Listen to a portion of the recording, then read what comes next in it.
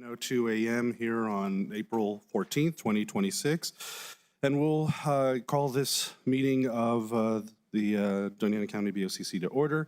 With that, we'll start with our invocation and moment of silence, if y'all would join me in that.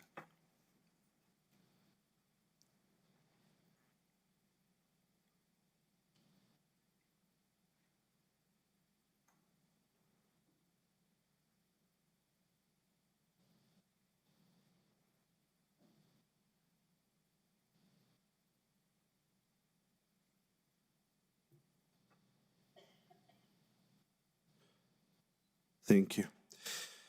And if you can, join and rise in the pledge of and join in the Pledge of Allegiance, please. I pledge allegiance to the flag of the United States of America and to the republic for which it stands, one nation, under God, indivisible, with liberty and justice for all. And Brandy, if you'll do a roll call, please.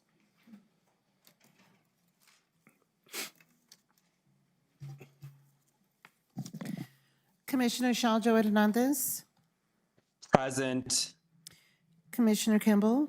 Present. Commissioner Chaparro. Present. Vice Chair Gameros. Present. Chair Sanchez. Present. The commission convenes as the Board of County Commissioners and the County Board of Finance in open session. Scott, I know we have a couple just small changes to the agenda. If there are no objections, we're looking to do proclamation will be moved prior to employee recognition, and we will have part of our closed session after the proclamation due to availability of our lawyers. So I don't know, are there any other changes that we need to document? Yes, sir. Number 13, we would like to push to the next meeting, please, sir.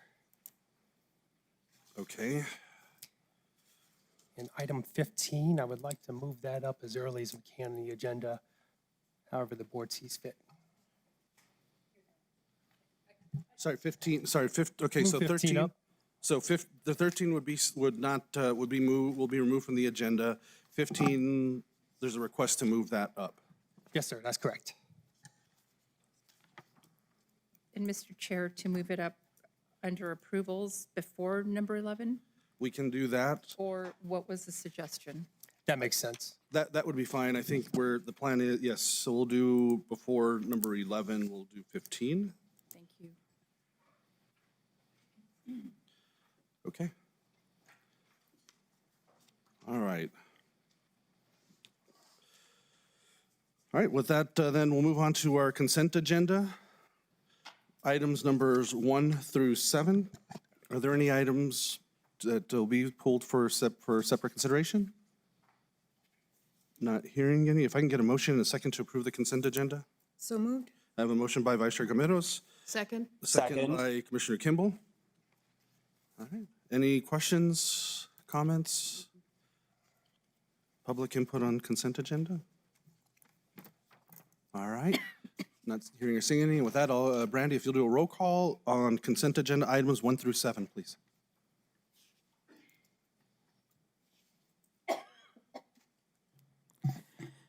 Commissioner Shaljo Hernandez. Yes. Commissioner Kimball. Yes. Commissioner Chaparro. Yes. Vice Chair Gameros. Yes. Chair Sanchez. Yes. The consent agenda has 2 resolutions. Item number 2, 2026-42, 2026-42, and item number 4, 2026-43. Thank you, Brandy. All right. So as noted, we'll do the next agenda item will be agenda item number 8 under proclamations. It's to proclaim April 12th through 18th as National Public Safety Telecommunications Week. Mr. Lopez. Oh. Sorry. Vice Chair Gameros, please. Thank you. When someone in our community calls for help, the first voice they often hear is not a police officer, firefighter, or paramedic. It is a telecommunications professional ready to respond. In Doña County, we are fortunate to have the committed team at Mesilla Valley Regional Dispatch Authority, or MRVDA, who answer emergency calls for our region and ensure that help is sent where it is needed. These professionals remain calm, focused, and compassionate during some of life's most difficult and uncertain moments, helping guide callers and coordinate the response of our first responders. We honor the telecommunications professionals at MRVDA for this National Public Safety Telecommunications Week, for their commitment, professionalism, and for being there for our community during life's most critical times.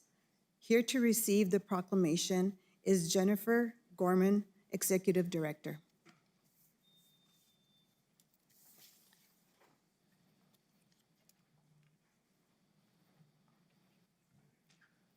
Good morning. Good morning. May I speak for a few minutes? Please. Thank you. Good morning, Chair Sanchez and Commissioners. My name is Jennifer Gorham, and I'm the proud Executive Director of Mesilla Valley Regional Dispatch Authority. On behalf of MRVDA, I would like to extend our sincere gratitude to the Board of County Commissioners for proclaiming the week of April 12th through the 18th, 2026, as National Public Safety Telecommunications Week in Doña County. This recognition means a great deal to the men and women who serve behind the scenes as public safety telecommunicators. While our work is often unseen, it is always essential. Every call we answer represents someone in need, someone relying on a calm voice, quick thinking, and coordinated action during what may be one of their most critical moments of their lives. In 2025 alone, MRVDA handled over 400,000 calls, resulting in more than 305,000 calls for service. Each of those calls required focus, professionalism, and a deep commitment to public safety. These numbers reflect not only the volume of our work, but the trust our community places in us each and every day. We are especially proud of the strong and productive partnerships that we have built with Doña County Sheriff's Department and Doña County Fire and Rescue. Through collaboration, communication, and mutual respect, we have been able to provide efficient and effective emergency response services to the residents of Doña County. Recognition for our partner agencies and municipalities, both during this special week and throughout the year, mean a great deal to our team. As the first voice a caller hears in an emergency, our telecommunicators are truly the hidden first responders. While we are not always visible to the public safety, in public safety success stories, our team provides life-saving guidance and support every single day, helping to ensure the best possible outcomes before first responders even arrive on scene. As we look ahead, we remain committed to strengthening these partnerships and continuing to provide the highest level of public safety service to all of Doña County. Thank you again to the Board of County Commissioners for this meaningful recognition and your continued support of public safety telecommunicators. It is truly an honor to serve this community, and thank you for your ongoing support. And I also want to introduce, we have our Deputy Director, Corey Murphy, who is also in attendance today too. Welcome. Thank you. With that, I'll turn it over to Mr. Lopez. Thank you very much, Mr. Chair. The proclamation reads, whereas when an emergency occurs, the prompt response of police officers, firefighters, and paramedics is critical to the protection of life and preservation of property.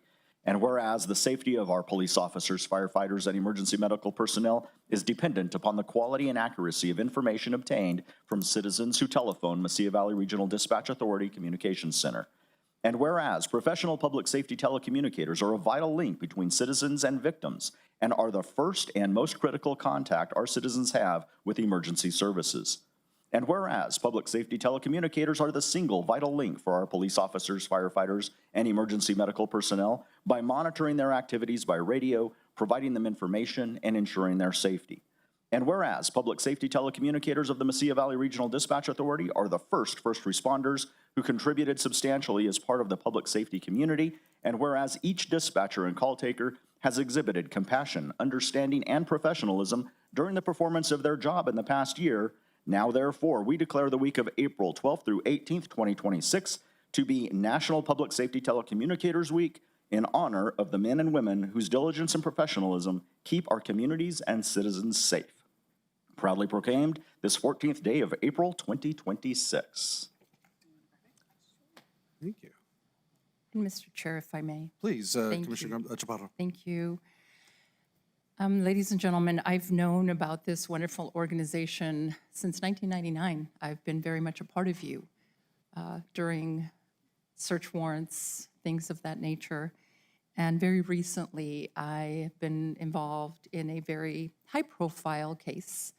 And in listening to the 911 calls, which were many because of that specific incident, I was able to hear the 911 calls and the calmness of your dispatchers, the information gathering, and being the first voice, as you mentioned, and trying to keep everyone as calm as possible in the worst of incidences.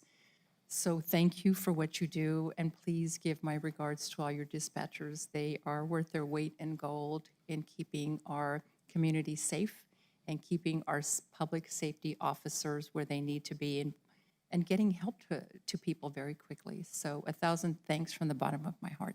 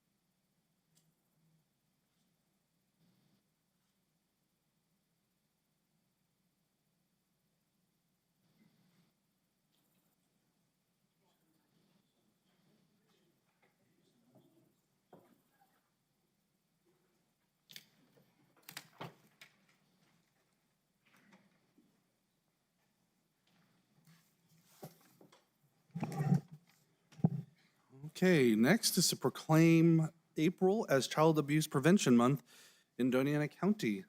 Commissioner Kimball. Thank you. Though this should be our stance every month and every day, April is National Child Abuse Prevention Month, a time set aside to magnify the importance of protecting children from abuse. Protecting children is not just the responsibility of the family. It takes all of us. Prevention will take our whole community with a network of providers working together every day. We need local schools and educators who create safe spaces for children to learn and grow, healthcare providers who identify and support families in need, law enforcement and first responders who protect and respond, nonprofits and advocacy organizations that provide critical services and support, and faith-based and community groups that offer connection and guidance. We all play a role in strengthening families and preventing abuse before it happens.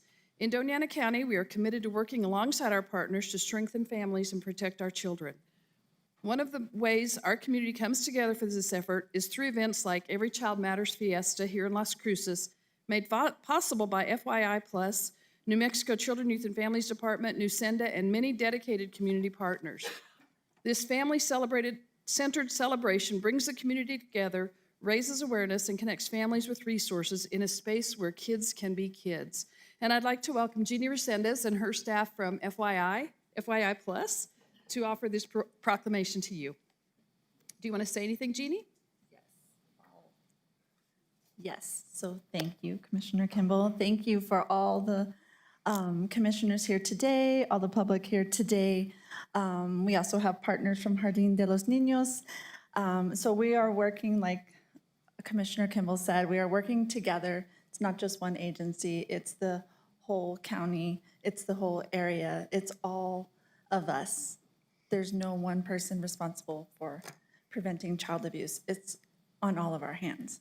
So we've come together with multiple agencies, my team at FYI Plus, Jardín de los Niños, CYFD, Big Brothers Big Sisters, Trustco, and many, many more that I can't even name. They're all doing that work every day to make sure children are safe and families thrive. So I just want to thank you very much for recognizing April as Child Abuse Prevention Month, and thanks again. Excellent. Thank you, Ms. Resendez. And before I turn it over to Mr. Lopez to read the proclamation, I do see Dr. Adames from Jardín de los Niños. I didn't want to call you out, but I see you back there. Why don't you come on up?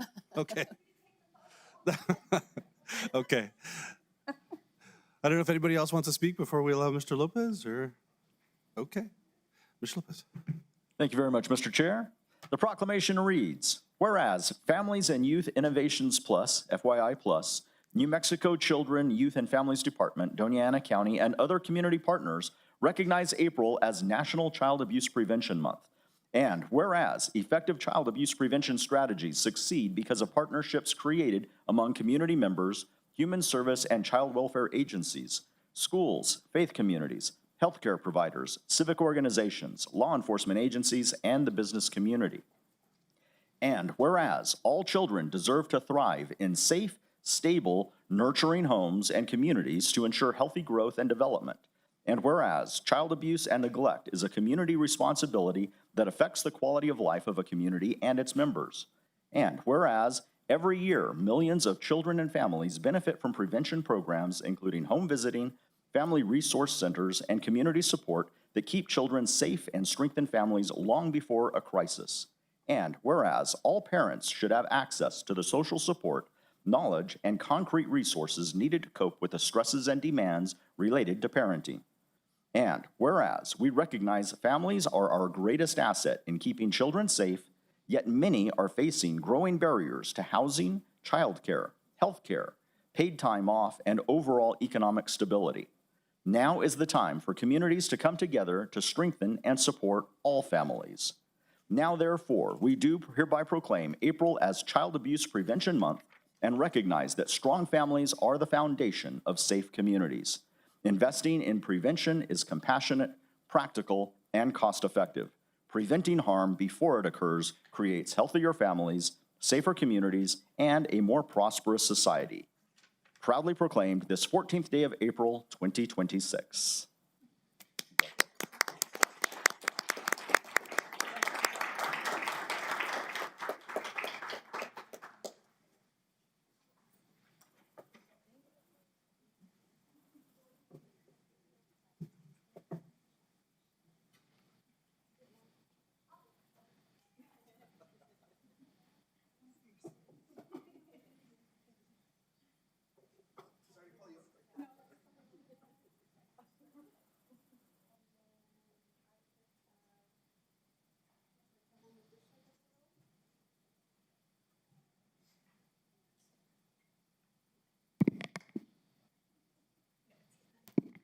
Actually, Commissioner Kimball, can I have you on the other side of Commissioner Sanchez, I think? And Sanchez and Kimball, can you switch? Sorry. Aesthetics. Okay, there we go. And then Chaparro this way just a little. Perfect. Okay, I think we're ready. Everybody keep your eyes open. Got it. Thank you. Thank you so much.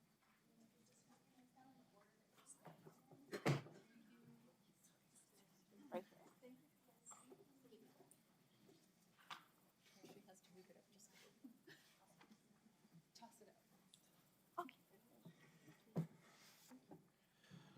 Okay, I will have to, as I noted, I think with the beginning during changes to the agenda, I'll have to ask for patience from our employees as well as the public. We will be going into a quick closed session right now.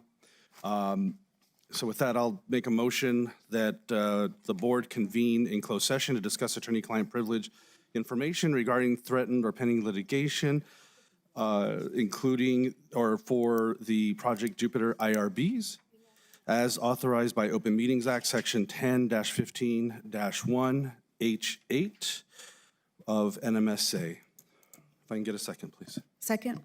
Thank you. Second by Vice Chair Gameros. Randy, if you do a roll call on the closed session for the Project Jupiter IRBs. Commissioner Shalja Hernandez, Yes. Commissioner Kimball, Yes. Commissioner Chaparro, Yes. Vice Chair Gameros, Yes. Chair Sanchez. Yes. So we'll be back here shortly. Thank you.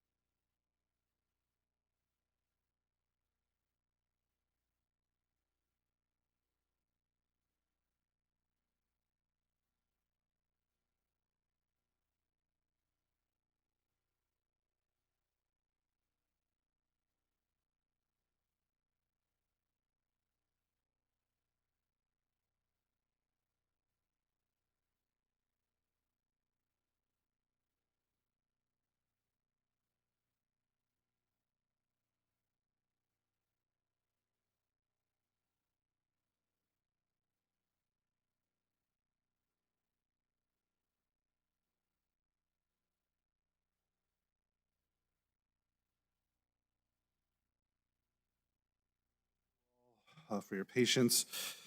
Let the record reflect, we're back in open session here. It's at 10:16 a.m. And let the record reflect, the only thing discussed in closed session was the items mentioned in the motion to go into closed session regarding Project Jupiter IRBs. All right, with that, we're on to the employee recognition portion of our agenda. I don't know who. The employee recognition for the number of years. If we can get IT to pull up the slides. Okay, the first employee that we are recognizing is Stephanie Barrera from Health and Human Services for 10 years. Stephanie, are you with us? Right there, stand up, please, Stephanie. Thank you very much. The second employee that we're recognizing for years of service is Gabriela Gabby Morones from the Sheriff's Department with 15 years. Gabby, are you with us? Okay, not seeing Gabby. If you see her, please thank her for her years of service. The next person is Angela Roberson from Community Development, also with 15 years. Angela, are you with us? Nope. So if you see Angela, also please thank her. And then with 20 years of service is Jose Nunez from Engineering and Roads. Jose, are you with us? Okay, not seeing Jose with us. So that concludes our employee recognitions and brings up our special employee recognitions, which our HR team will cover. All right, we'll turn that over to Brandon Masters from our HR team. Good morning.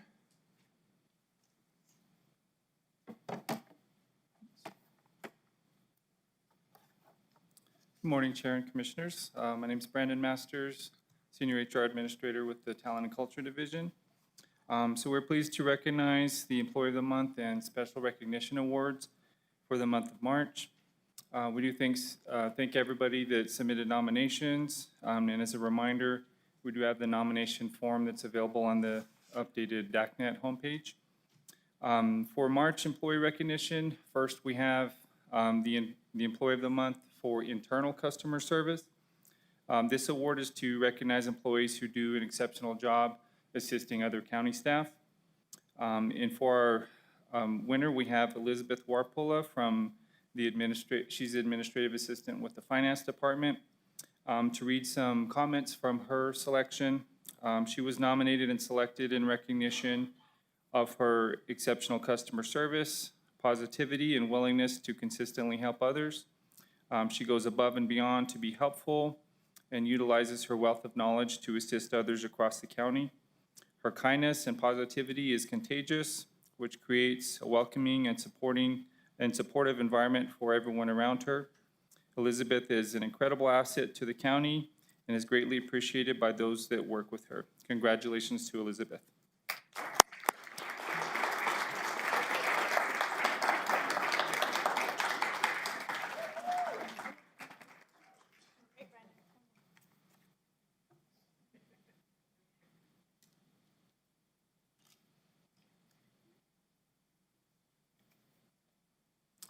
Okay, and next we have the Employee of the Month for External Customer Service. This award is to recognize employees who do an exceptional job assisting external customers who did business with the county. For this month, we have Sergeant Dante Trujillo from the Detention Center. Sergeant Trujillo was nominated and selected in recognition of his exceptional performance during a critical situation. On March 21st, a medical emergency occurred. Upon arrival to the scene, Sergeant Trujillo found an inmate unconscious with no signs of life.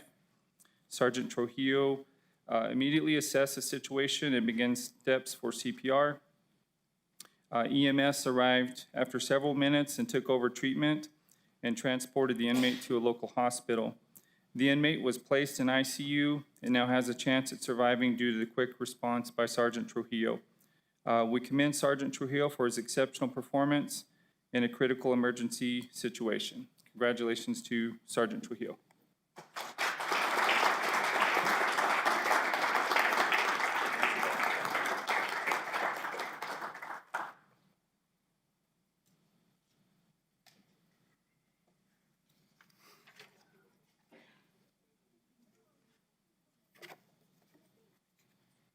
Okay, and last, we have the Employee Special Recognition Award. This award recognizes an employee's exceptional performance, either for a single event or an ongoing basis. Today, we are recognizing both the February and March award recipients together, as they were part of a joint nomination for a specific project. So for the March winner, we have Cynthia Estrada, and for February, Victoria Lopez. So just to read their comments from their nomination. Each year, the department submits an application for LDWI program funding. This year, the division manager who led this task had retired. In that absence, Cynthia and Vicky stepped up and submitted a successful application. In addition, Cynthia identified historical errors in the program budgeting process and worked to resolve them before a negative impact to the program. And Vicky provided direction and encouragement that resulted in an improved budgeting process to avoid this issue in the future. The budget for this program is over $1.6 million annually and impacts nearly a quarter of the positions in the department. Their collective work resulted in a strong application that will keep this essential program operating successfully. Congratulations to both Cynthia and Vicky for their outstanding performance and contributions to the county.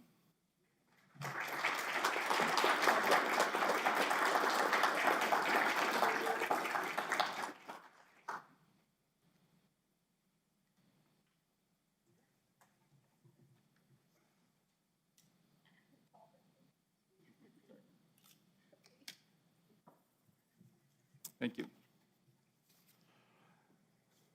Thank you, and thank you to all the employees for everything, their contributions, and thank you for nominating these employees that were recognized today. Okay, next item up is public input.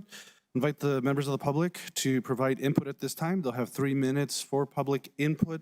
If it is related to an agenda item, we do ask that you hold the comments until that time when the agenda item is up for discussion.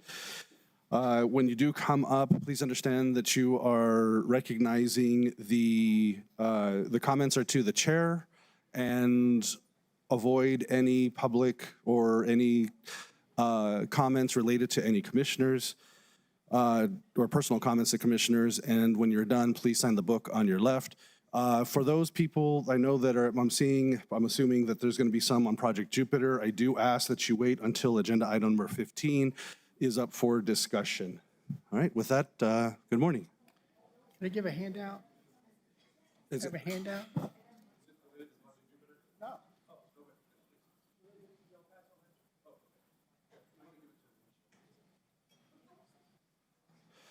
And if you will, state your name for the record.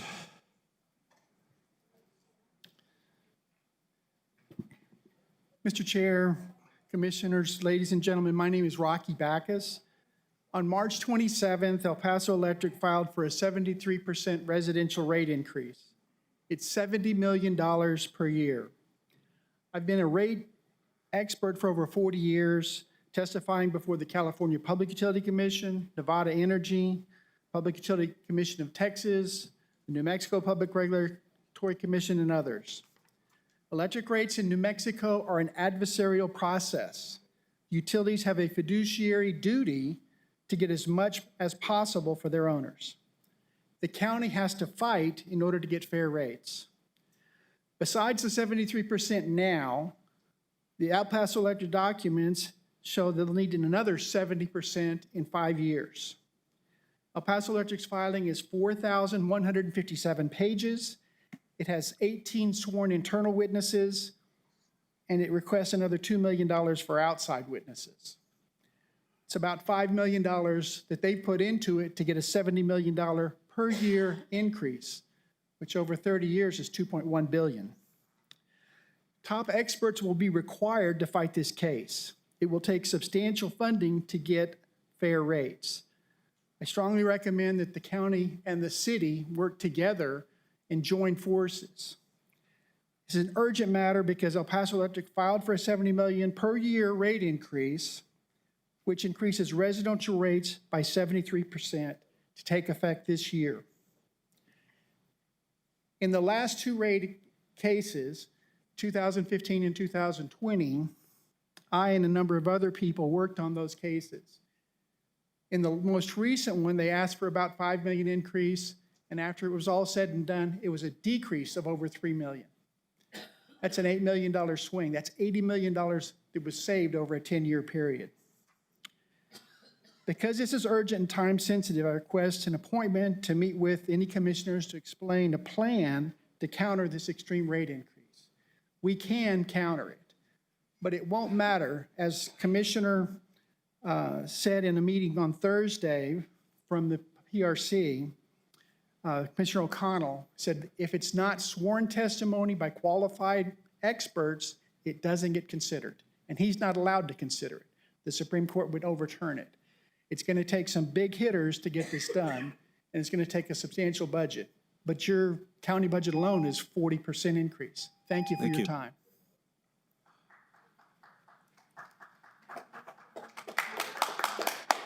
Good morning. Good morning. My name is Linda Mandel. I live on Brightview Road in the county. I'm speaking before you to bring the loose dog issue to the forefront of animal welfare discussions here in Las Cruces and Doña Ana County. As chair of the Advisory Board of Animal Companions of Las Cruces, we continue the work started by Dr. Dawn Duncan to bring a 24/7 emergency animal hospital to town. Dawn and her dog Barney were attacked by 2 loose neighborhood dogs shortly after moving here in 2019. Both were sent to hospitals for their injuries. Barney had to have his ears reattached and surgery to the bites on his throat. Last July, my friend who lived behind Nessa's coffee shop was walking her small dog when they were attacked by a loose dog. She scooped up her dog to protect him and took the brunt of the attack on her arm. 32 stitches later, once she could manage it, she moved into an apartment off of Roadrunner and sold her home. She was very happy in that neighborhood and had done extensive work on her yard and house. That was last July. Next, Animal Companion webmaster and board member posted a text we received through the Animal Network about the senior man on Hoagland who was attacked while walking his dog. They both sustained injuries.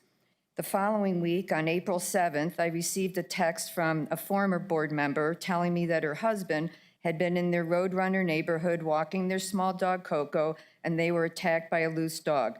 Jeff had minor injuries, but Coco was severely wounded and had to be put down. Needless to say, they are devastated. The next day, another board member who lives off of Fair Acres Road was getting ready with her husband to walk their dogs. A 100-pound loose dog came onto their property and would not back down. They tried everything until he was 20 feet away and not stopping. Her husband pulled out his revolver and discharged the weapon into the ground. The noise stopped the loose dog and it ran off. I recently got a call from the husband of a local doctor in Las Alturas that was attacked by loose dogs.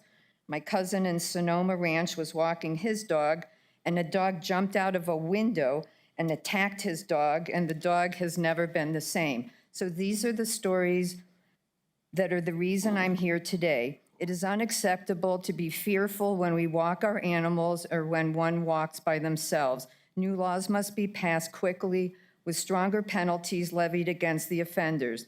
The last time I checked, I was at the top of the food chain. I didn't move here to be attacked and maimed by loose dogs. Thank you. Thank you. And don't forget to sign in on the, okay, great, thank you. Good morning. Good morning, Chair and Commissioners. My name is Quan Ekstrom, and I'm here because of some severe trust and integrity issues with the Doña Ana Sheriff's Office. Specifically, it appears that they are falsifying affidavits of warrant to obtain illegal arrests, which occurred in my case on March 5th. I have reported the felony perjury to the sheriff, who indicates that she is not able to file a complaint as required by NM Law 29-1-1. And specifically, she insists as a result of the conflict of interest that they must do an internal affairs investigation and not a criminal one. This is in violation of the policy written in the Doña Ana Sheriff's Office Procedures and Policies on page 10. Violations of internal agency policies, procedures, regulations, or rules form the basis of disciplinary action by the agency. Violations of law form the basis of civil and/or criminal sanctions to be determined in the proper judicial setting. not through the administrative procedures through the agency. The district attorney took less than 3 hours to determine that February 21st was in fact before February 26th. However, in the last 3 weeks, the investigators at the Doña Sheriff's Office have been unable to make this fairly obvious determination. I have provided them with all of the court documents showing it was affirmed on February 22nd and highlighted all of the false statements, which constitute felony perjury under New Mexico law, 30-25-1. Thank you. Thank you.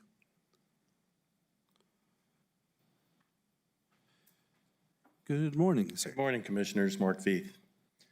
So the last time we had a session in here, I talked about how we were harassed when we were doing a March for Life. And I intentionally left out names. However, the cat came out of his bag and proudly proclaimed how he was protesting against us. We are a nation of rights and freedoms. And when you start trending on my rights, my First Amendment rights, saying your First Amendment rights are greater than mine, that's when the freedoms are supposed to stop. The left is taking civil out of the word civilization. They badger, they bully, they harass.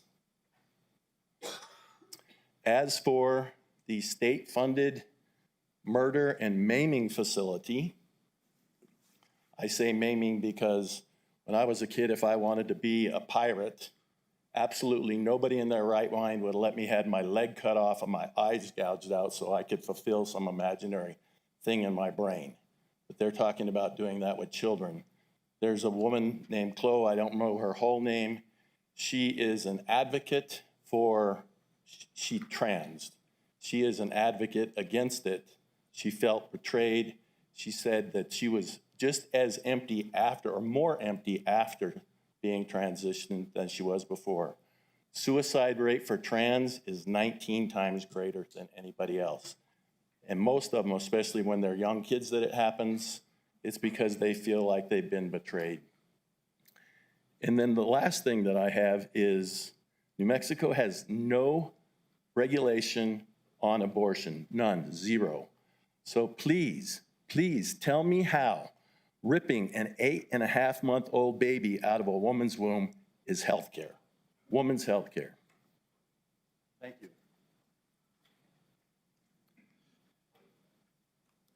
Good morning. Good morning. My name is Zach. I am in Chairperson Kimball's district.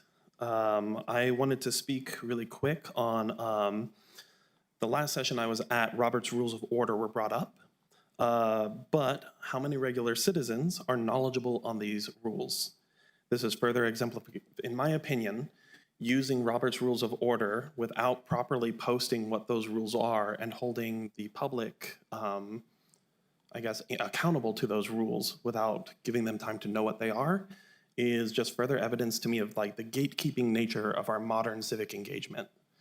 I think that it is really important that if you want to hold our public input sessions to Robert's Rules of Order, then they need to be posted somewhere that's accessible to the public. Oh, sorry, my notes turned off. In addition to that, like these meetings are held in the middle of the week during the workday.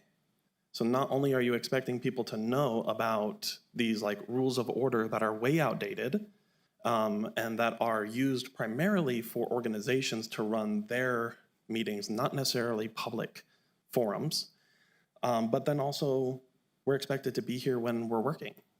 We're expected to be here when, you know, we have things going on. When I know that this is your guys' job, but we also have our jobs outside of this. And if we want civic engagement and we want public engagement, then it needs to be publicly accessible. How am I doing on time? I'm doing okay, cool.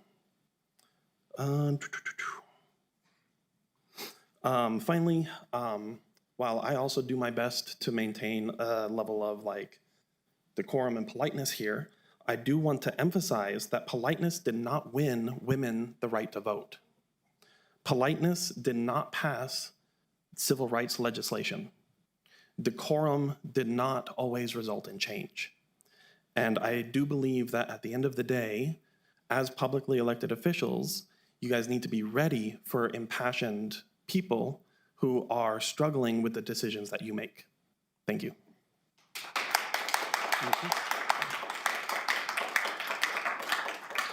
Good morning. Good morning, Chair, Vice Chair, Commissioners, and everyone. My name is Yoli Diaz. First, I would like to publicly thank Vice Chair Gomeros for taking the time to meet with me and a Doña County resident this past Saturday. I appreciate her willingness to listen directly and gain firsthand understanding by speaking with the resident herself. Thank you. During that meeting, Vice Chair Gomeros and I heard from this resident who has lived and worked in Doña County for 19 years. She is part of a family of 4, all of whom who have been enrolled in the county's healthcare assistance program until April 15, 2026. She has been receiving care through a federally qualified health center where her doctor has provided excellent care. Recently, she was diagnosed with cancer. Like anyone in this situation, she is facing fear and uncertainty while trying to process what lies ahead. She has been referred to UNM Cancer Center for surgery. I want to emphasize that my concerns are sincere and are not intended to be disrespectful, but rather to highlight issues that are seriously impacting residents. There are several urgent concerns. Will her surgery and hospital care be fully covered? What happens if she requires additional treatment after surgery? Most critically, after tomorrow, she and her family will no longer be enrolled in the county's healthcare assistance program because the FQHC has exhausted its county allocated funding and will not re-enroll her and her family until the new year, July 1, 2026. This means that all her 4 members of her family and all other residents in the program will lose coverage. She paid sliding scale fees for her health care in both March 2026 and April 2026. My understanding by Doña County from prior years, 2024 and 2025, was that this program would be evaluated mid-year, allowing the Board of County Commissioners to make necessary adjustments. I also understood that training would be provided to ensure eligibility specialists would continue enrolling qualified residents regardless of funding issues. So I ask, why are these issues continuing to occur? What happened to those safeguards and training efforts? This is not abstract. This directly affects people's lives. Finally, I would like to better understand the county's funding priorities. At a recent meeting, there was a discussion of allocating up to $1.1 million for a 250-year celebration. At the same time, residents are losing access to a mandated county program that provides essential and in some cases life-saving health care.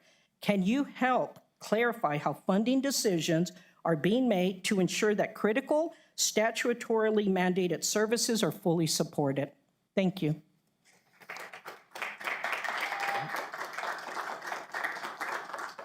Good morning. Chairman, Commissioners, Juan Garcia. The verbal attacks directed at members of this commission have crossed the line. It's not just a matter of rudeness or disrespect. Some, like those aimed at Commissioner Shalhoub, are nothing short of cowardly. When the name calling started last year, branding him a, quote, freaking sellout, and the word was not freaking that was used, it set a low bar that's only gotten worse.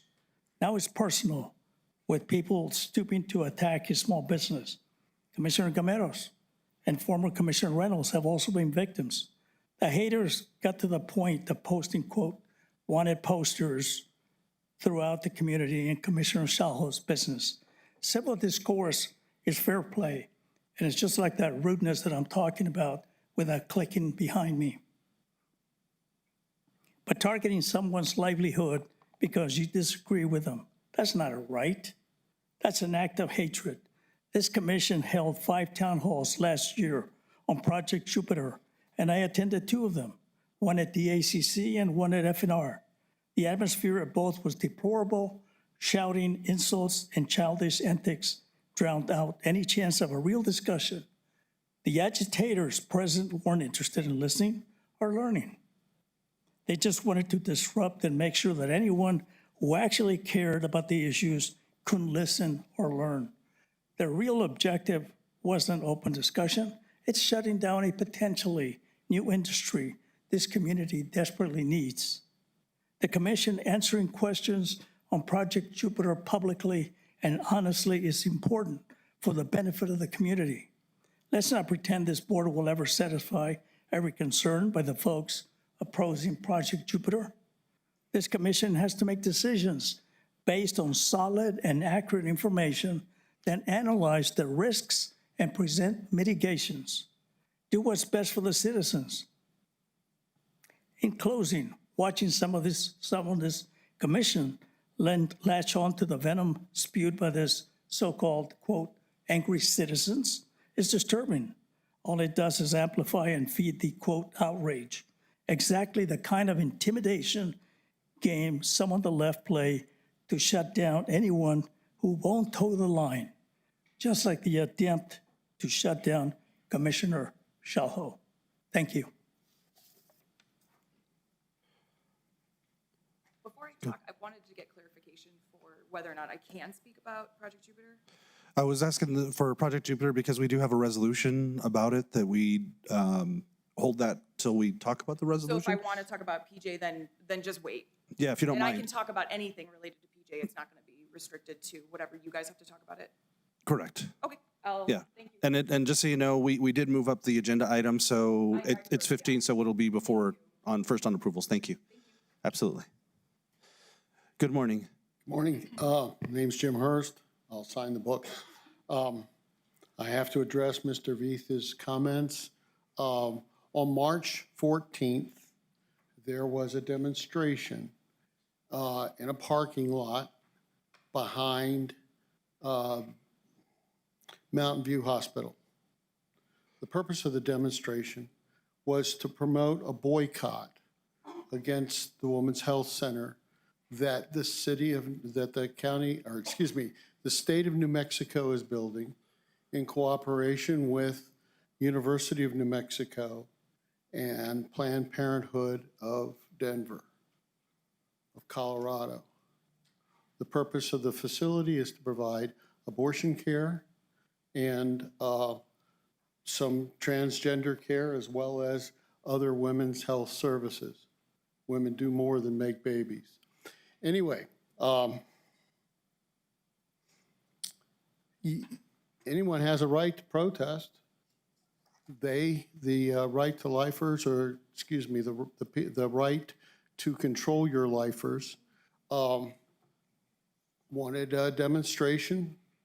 They had a right to a demonstration. They got rights to use the parking lot. And they told other groups last year, the police came and escorted other groups off their parking lot. So they are not open to counter-protest. A counter-protest is a protest of a protest, and counter-protesters have as much rights as protesters. So if you want to have a private protest, you have to hold it on private land. They were holding their protest on private land. They had a right to exclude other groups from private land. But they didn't have a right to exclude other groups from public land. And the piece of private land that they held their demonstration on was right next to a piece of public land. And the public land was separated from the private land by a big ditch that the cops were afraid to walk over. So I was on the other side of that ditch, and I was playing music as a protest to their protest.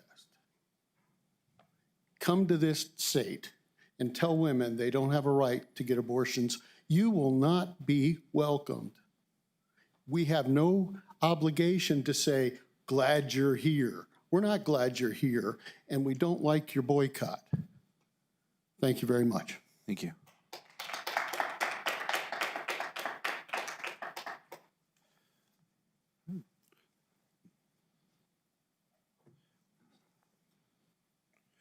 Good morning. Good morning. Good morning, Chairman and Council. Rico Gonzalez with El Paso Electric. I just wanted to let you all know, obviously, you know that we've filed a rate case. We've had 3 public meetings. We're planning a fourth in Hatch, New Mexico. And then we're working on some potential others here in Las Cruces and possibly yet another one down south. Some of the pieces that I wanted to bring up is that we are adding a low-income credit to this filing. We also will have a large load tariff that will assign costs for any large loads that are coming in. We are looking at a phase-in for rates, two different terms of phase-ins. And to that end, this rate case has quite a bit of upgrades. Some of it is statutorily mandated, but honestly, a lot of it is from a perspective of grid modernization. We have added in meters that allow us to know when someone is out of lights before we get phone calls. Hardening of the system, meaning that if a Mylar balloon, which I don't want to get in trouble with the Mylar balloon industry, but those are bad, get into the line, that we can open and close automatically. This is a long process of intervention. So what we have in the filing now is total cost of service. It's the math that we have as we move forward. And our hope is to work with our community moving forward to get those rates as to where they need to be. But I just again want to point out that there are some in the rate design, some really new and innovative pieces like the low income credit.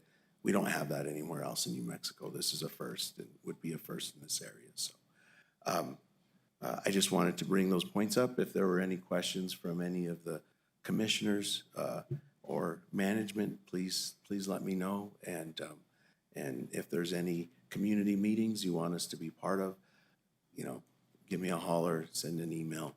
That'd be great. Thank you. Thank you. All right. Any other public comment? All right. Commission input. Are there any comment from the commission? Commissioner Kimball, please. Last week, I participated in the Shattered Lives program at Oregon Mountain High School, and I would just like to commend all the public safety workers and all the people that participated in that. We had Doña County Sheriffs, we had Doña Fire, we had so many people from the county involved in that, plus the city, plus the state police were there, Las Cruces Police, 3 different ambulance companies, the air ambulance, and it's a very literally sobering event that they host at high schools close to prom to encourage students not to drink and drive.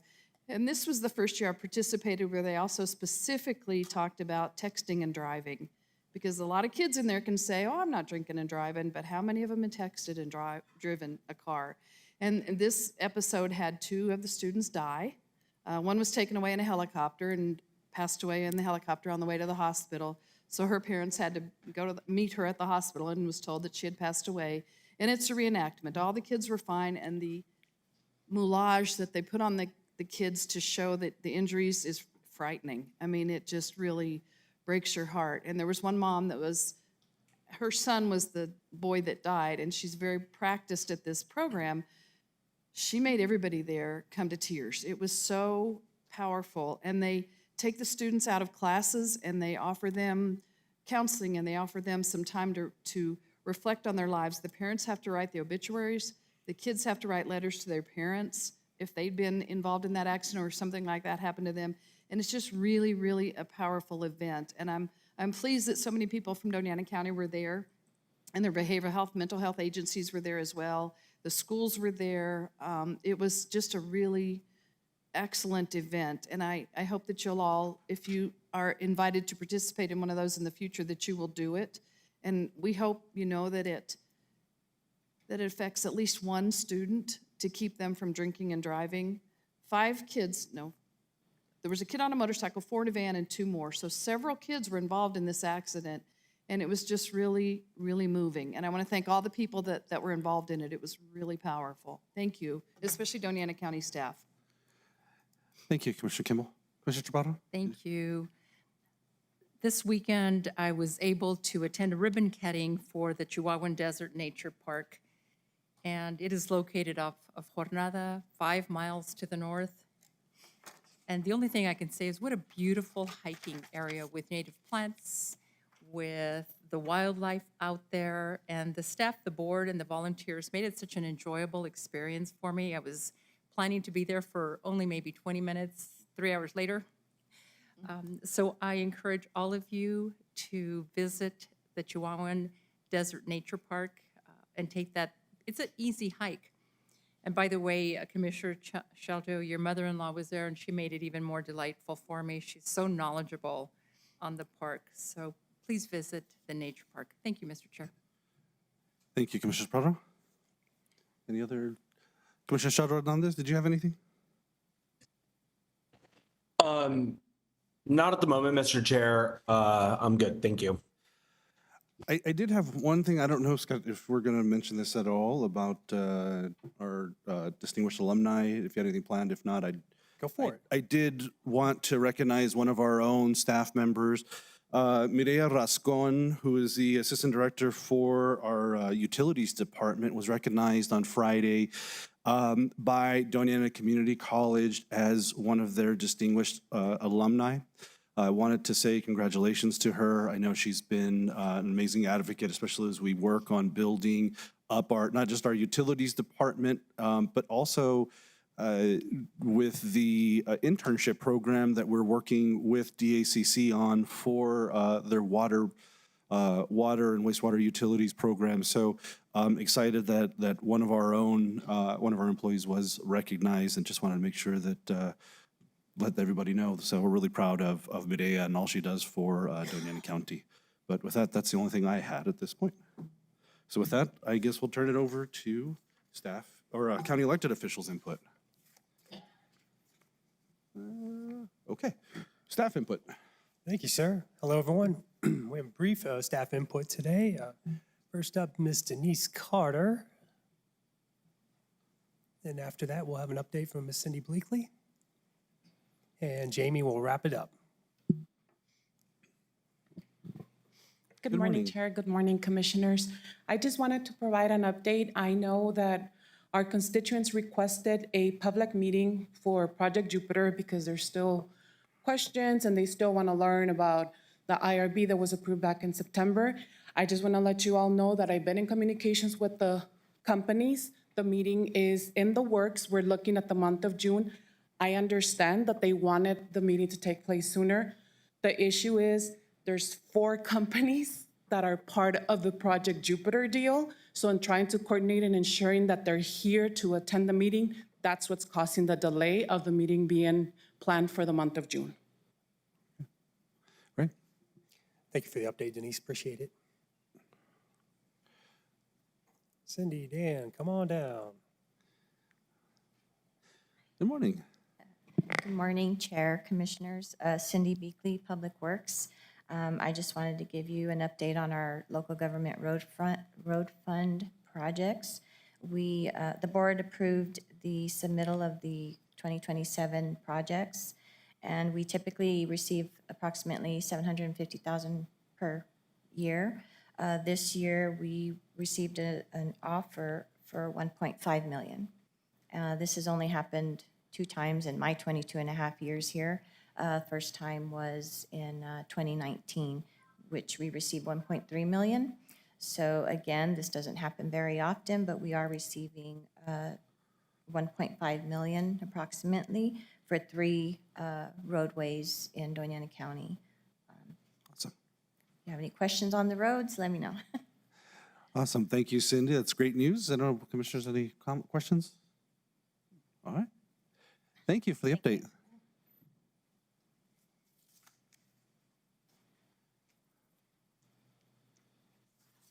Good morning, Chair and Commissioners. Ashley Suniga from the Talent and Culture Division of the Human Resources Department.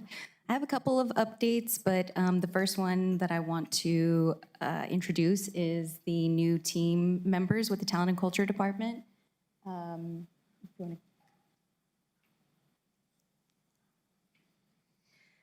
I have Matthew Rios, Derek Gallegos, and Laura Cabañas Bustamante. Derek and Matthew are our recruiters for the public safety departments. So Derek has been with us for a while, and he's been working with fire to get a lot of their recruitment efforts moving so that we can get some of those difficult to fill positions filled. And then Matthew just started with us this week, and he will be working with the detention center to also try and work on those difficult to fill positions. So we're excited about Matthew and Derek joining our team. They're going to be going out to the schools. They're going to be working on career fairs. They're going to be working directly and closely with the departments to see what their needs are so that we can try and be a little bit more proactive with their recruitment efforts. And then we have Laura Cabañas Bustamante. She is our conflict resolution specialist. Laura will be working very closely with the department's leadership to try and mitigate any kind of conflict that comes up before it reaches any of the formal avenues. So, Laura is a certified mediator. She is going to work with the leadership on facilitated discussions. She's also going to offer services of coaching with the departments. And then she also does team building exercises. So I believe she has a couple that she's already working with department heads on. And it's really just to sort of bridge that gap of communication that potentially, creates larger conflicts down the road. So it's more of a proactive approach. Laura is also going to be working on the new supervisor boot camp. So we are already moving forward on that. That's really just, we want to try and give new supervisors in the organization the information to make them successful. So anything from policies to how to handle procedures, where to go for certain things, and then just the difference in supervision here at Doña County.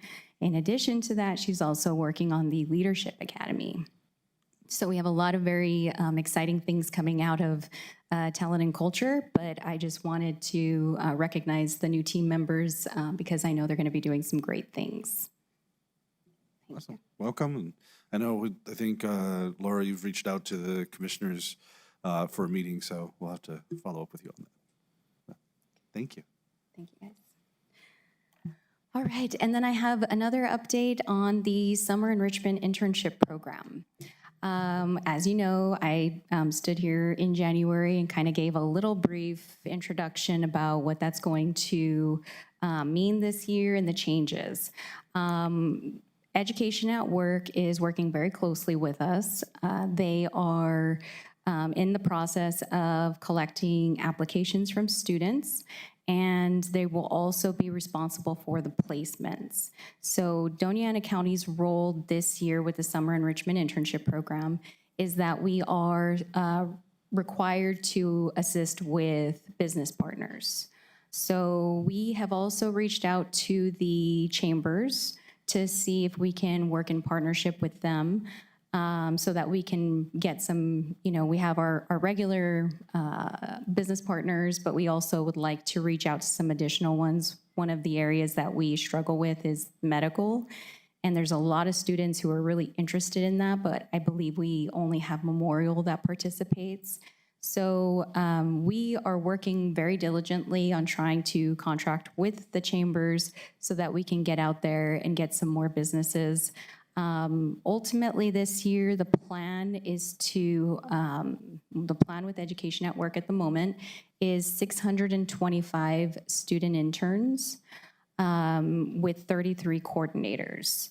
Now, we did talk to Education at Work, and they agreed that if we find more business placements, then they will allot more placements for us with students. So we're not, bound to that number. We have the opportunity to potentially get some more if, we have the business partners that we can place students with. They do require that they are good quality business placements. The goal for Education at Work is to ensure that the program is highlighting the areas of interest for students and not just putting them anywhere. They want to really target making sure that they're getting those students in places that they are interested in. So that's going to be our responsibility, and we will make sure that we are working very closely to get that going. So Education at Work is going to be the employer of record, which means that they are going to have, the coordinators and the students on their payroll.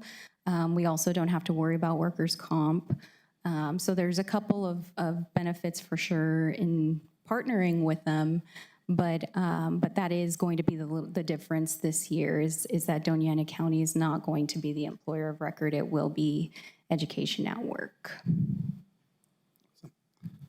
Well, thank you, Ashley. Are there any questions? Mr. Chair, I have a question. Commissioner Chaparro. Thank you, Mr. Chair. Good morning, Ashley. How are you? Good morning. So you mentioned communicating with the chambers of commerce. Is that the three of them?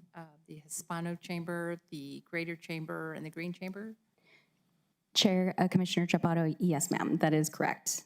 We've reached out to all three. All right, and then you mentioned contracting with the chambers. What does that entail? Is that we're paying them or just communicating with them or? Chair, Commissioner Chaparro, we would be entering into an agreement with them, so we would be paying them a small fee to assist us with this program. And what is the small fee? Is it per chamber or one particular chamber? Chair, Commissioner Chaparro, we're waiting on their submitted proposals. So as soon as I have that information, I can provide an update. But is it for one chamber or all three? Chair, Commissioner Chaparro, no, it would be for all three. So we would enter into a separate agreement with all three. Is there an estimate of how much that's going to cost? Is it 1,000? Is it 10,000 per chamber? Chair, Commissioner Chaparro, it should not be very large at all because all they're going to be responsible for is the business partners. So I would say probably shouldn't exceed, anywhere between 3,000 maybe. Per chamber? Correct. Thank you.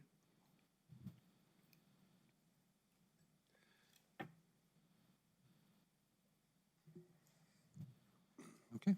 Commissioners, any other questions? Thank you, Ashley. Okay, thank you. Thank you. Good morning, Jamie Michael, County's Health and Human Services Department. Two brief updates. I know that the resolution for the Healthcare Assistance Program is not on the agenda today, so I wanted to give you all an update. That doesn't mean that there is not progress. So all of the services that are currently available will remain available even starting in the new fiscal year. So the dental, behavioral health, and primary care contracts are expiring this June. The RFP to renew those contracts was released on March 31st, and it will close on April 30th. And then it'll take a couple weeks for all of the proposals to be evaluated. But those contracts will be executed and in place before July 1st. So all of those services will continue. There are a total of 11 contractors that provide services under the healthcare assistance or the HCAP program. And the ones that are not part of the RFP are renewable. They still have a few years left on their procurement process. So those ones will be go through the automatic renewal process. So I wanted to reassure you that everything that currently exists, the services for people, will remain. You will see at the next meeting, I believe, a request for some additional funding for one of the current contractors who is out of funding. So that will be on your agenda. I believe it's the next meeting in April. We also have a contract with a consultant who is helping us expand the HCAP program into the premium assistance and other types of out-of-pocket costs. So those are in place. The second update, wanted everybody to be aware that in May, we are partnering with the state, the Department of Transportation, and an organization called Safer New Mexico Now to host a car seat clinic here at the county building. We will be one of 8 cities across the state that hosts a car seat clinic that day. This is important, one, because 3 out of 4 car seats are used incorrectly. And we have trained technicians in our department with some of the local fire and law enforcement and healthcare providers that have trained technicians. They all come together on that day to help parents learn to use their seats correctly or identify if their seat is unsafe. May is also Heat Stroke Awareness Month, so we'll be doing some additional information about the dangers of leaving children unattended in vehicles. So May 1st from 9 to 11, we will have nice flyers and other social media shareables for you all to help us promote. Thank you. Thank you, Jamie. That's all for staff input today, sir. Thank you, Scott. All right. Commission-appointed report backs or board report backs. Any updates at this time? Yeah.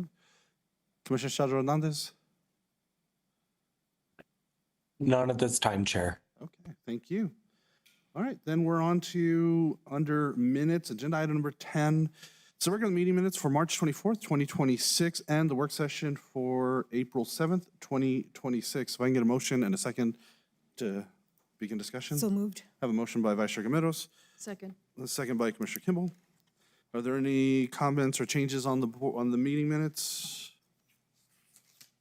Okay, not hearing or seeing any, so Brandy, if you do a roll call on agenda item number 10, the minutes from March 24th, 2026 and April 7th, 2026. Commissioner Shaljo Hernandez, Yes. Commissioner Kimball, Yes. Commissioner Chaparro, Yes. Vice Chair Gameros, Yes. Chair Sanchez. Yes. All right, those minutes are approved. All right, under approvals, the next item we'll be discussing is agenda item number 15. It's a resolution regarding communication on Project Jupiter. If I can get a motion and a second to begin So discussion. moved. I have a motion by Vice Chair Gameros. I'll second the motion. All right. So with that, I'll turn it over to Ms. Carrie Neal. Thank you, Mr. Chair. Commissioners, as you are all aware, there have been some recent statements put out in the news media about potential water usage associated with Project Jupiter. It's unclear at this point if the statements that have been made are consistent with the IRB or not. Quite frankly, we just don't have enough information. We also have reason to believe that there has been potential misinformation shared with the news media. And essentially, due to that lack of communication, we felt that there was a need for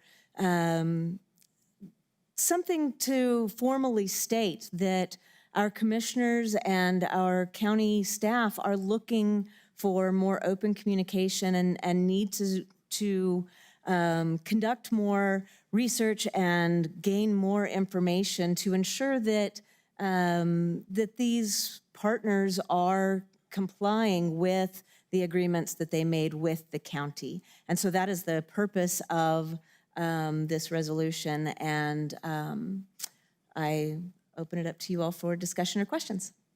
Awesome, thank you, Steele. Commissioners, any questions, comments? Commissioner Chaparro? Thank you, Mr. Chair. I am so happy that this opportunity is coming forward.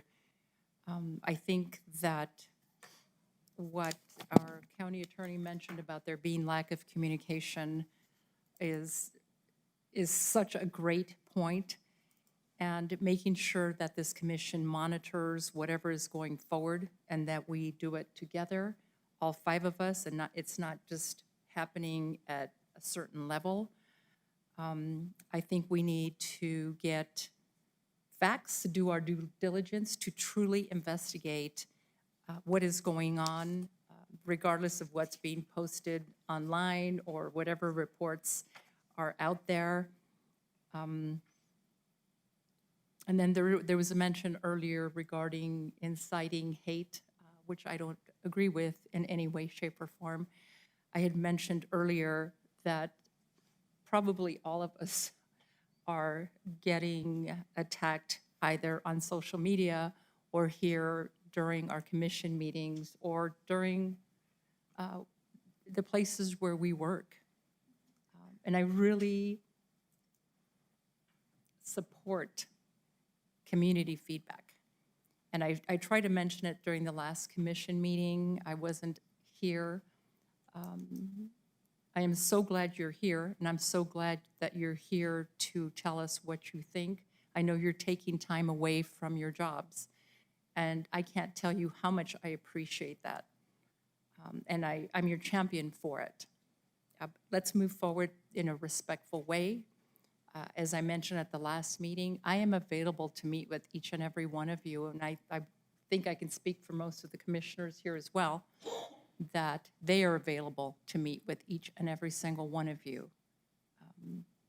But I like the way that this resolution is going to give us a path forward. I'm so happy that we're having a meeting with the 4 businesses in June because I'm hopeful that all your questions will be answered. And you have my email, you have my phone number, so I encourage you highly to call me. Thank you, Mr. Chair. Thank you, Commissioner Chaparro. Commissioner Kimball, did you have, no. Did you want, or, I didn't want to jump in, or, I wasn't too sure if Commissioner Kimball was gonna. okay, no, You wanna go? no, she's good. Go ahead, please, Okay. Vice Chair Gomez. Sorry, thank you. So yes, I'm happy as well for this resolution coming up.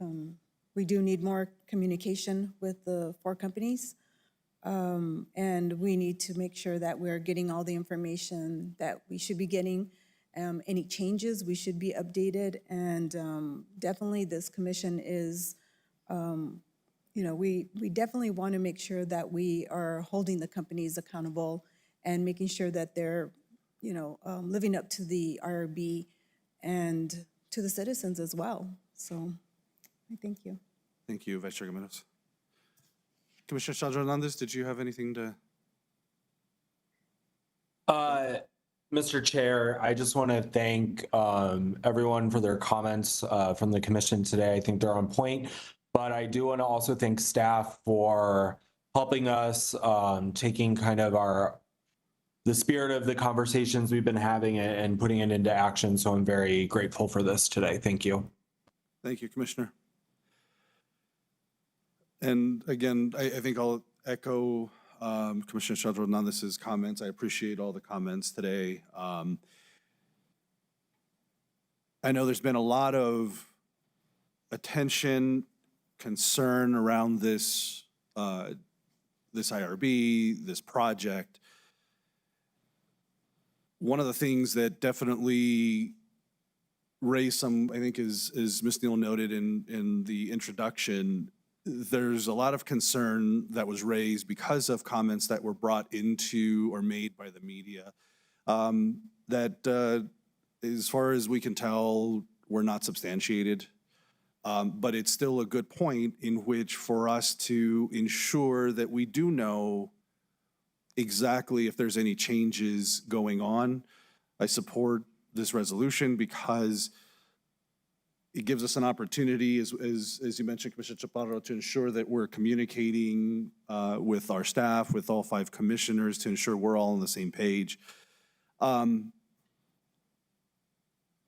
Back after this IRB was approved, one of the comments that I made as I did support this was I was committed to ensuring, and it was incumbent upon us as a county to ensure that we are holding our partners accountable to their commitments and those things that they agree to in the agreement. And as we continue to move forward, I think this is an important step to understand where we're at on that. If there is, understanding what the facts are, and once we have that information on those facts, what are our next steps forward if there are necessary steps that need to be taken. But again, I think as we're trying to collect all the information, it's important that we will be working to share that with not just the commissioners, but the public as well. So that way we're sharing the information that we have with everybody and trying to do this, in as an open way as we can as possible. So appreciate the resolution being brought forward. I look forward to hopefully having more fruitful conversations with our partners in Project Jupiter, and we'll see what information we can pull together. So I know. Mr. Chair, thank you. Just on a follow-up comment, I've had many, many people reach out to me regarding their feelings of maybe lack of transparency, lack of communication. And as I said at the first meeting, there's a right way and a wrong way to do this. And hopefully, moving forward, this is going to be a right way. The original resolution was giving authority to the county manager to meet with these companies and gather information and then bring it back to the commission and communicate with project developers and tenants to determine the accuracy of statements, determine if there are any changes to information from what is shared to the Board of County Commissioners, identify paths moving forward to the greatest extent possible, minimizing the impact of proposed changes to water usage, identify proposed changes to project developers besides water usage, and present relevant information and plans during a public meeting. And my suggestion going forward is adding 2 commissioners to each and every single meeting so that you, our residents, our constituents, will have your questions answered at every single level. Besides just feeling that the administration is moving forward with these meetings, you'll have either Commissioner Kimball, myself, Chair Sanchez, Vice Chair Gameros, or Commissioner Sheldon Hernandez representing the constituents at every single meeting with these 4 companies. And hopefully they're willing to come forward and meet with us so that we can disseminate information at a public meeting. So with that, Mr. Chair, I'd like to make a motion to amend the resolution to read, and when you go down to the part where it says, now therefore be it resolved that the Board of County Commissioners hereby directs the county manager and 2 county commissioners, and then the 5 points that I've just gone over. All right, we have a motion to amend. I have a second by Vice Chair Gameros. All right, is there any questions or comment on the motion to amend? All right. Brandy, if you'll do a roll call on the amendment to add 2 commissioners on the resolution, excuse me.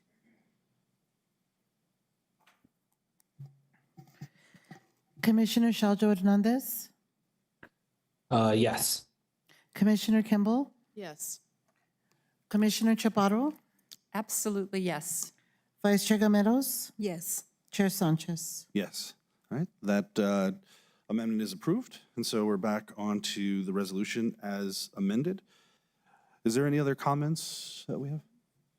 I was going to do that next. We'll do that.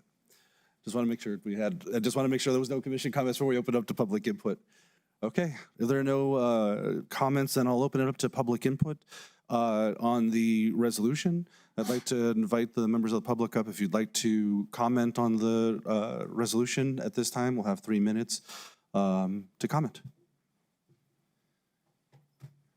And also, if you can, similar, if you're able to fill the book out, that way we have for our documentation purposes for the record. Thank you. Good morning, Ms. Moore. Chairman, Commission, folks here today, and those watching online, I'm Lynn Moorer. As some of you know, I practiced environmental law in Nebraska before relocating here a few years ago to take care of my parents. The board is now experiencing some of the ramifications which result when approvals are given to projects without complete applications or explicit and complete agreements signed by all the parties. The task now is to obtain key information from all the Project Jupiter developers and tenants on the record under oath. It is necessary to provide clarity, save time, avoid further surprises, and hold them legally to anything that is communicated. Answers on the record should remove the possibility of changing plans and promises. There are at least two reliable methods to accomplish this. The first is use of a court reporter to swear in the project developer or tenant, then record everything that's said, all statements, questions, and answers, during the county manager's conversation with that person. I recommend this method because it obtains fuller information, providing the opportunity for follow-up questions and answers if something is unclear or needs further detail. The second method is formulation of a detailed questionnaire by the county, which the project developer or tenant answers and then swears to before a notary public. Both methods yield a sworn, notarized statement which provides clarity and can be used to hold them accountable in the future as necessary. If they're honest, they won't have any problem doing this. Even if they do have a problem with these provisions, they're necessary. Moreover, in light of the sizable benefits they're receiving from the county, they don't have any room to object.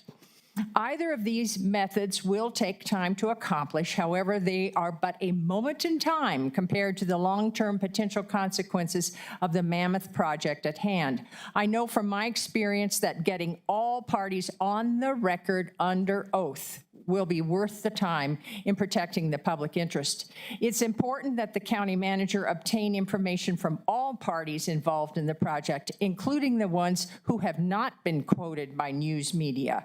One or more of the unquoted parties may be aware of key information about changes as compared to what was previously shared with the board. I'll be happy to assist in drawing up questions for either the sit-down conversation before the court reporter or the sworn questionnaire. Questions should seek precision about water usage and air emissions and proposed technology, among several topics. This will be an important opportunity to get a variety of key things nailed down. And I've drafted a proposed amendment to the resolution you're considering today to incorporate my suggestions. I'll read it here for Commissioner Shaljo Hernandez. Board of County Commissioners hereby directs the county manager to communicate with. And I know they've cut the mic, so what we can do is get it over to Commissioner Sheldon Hernandez so he can read it, if that's okay. Yeah.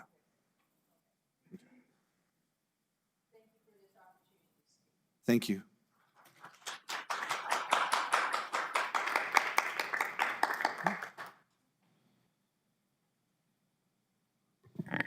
Good morning. Good morning. My name is David Mooney, represented by Chair Sanchez. Currently missing work and pay to be here and speak today. Today I would just like to talk about a few things that I think need to happen with this public meeting in June if we don't want a repeat of the public meetings before the IRB vote. Namely that the community opposition to Project Jupiter needs to have a seat at that table. So, you know, any presentation time that the companies get, we should have some time to present as well. In addition, any questions that they are able to answer, we should be able to respond to as well. Additionally, I would like to say I do understand the logistical nature of setting up this meeting and the delay, but I would like to point out that we only got 3 weeks before the IRB vote and they're getting 3 months before this meeting. But thank you very much.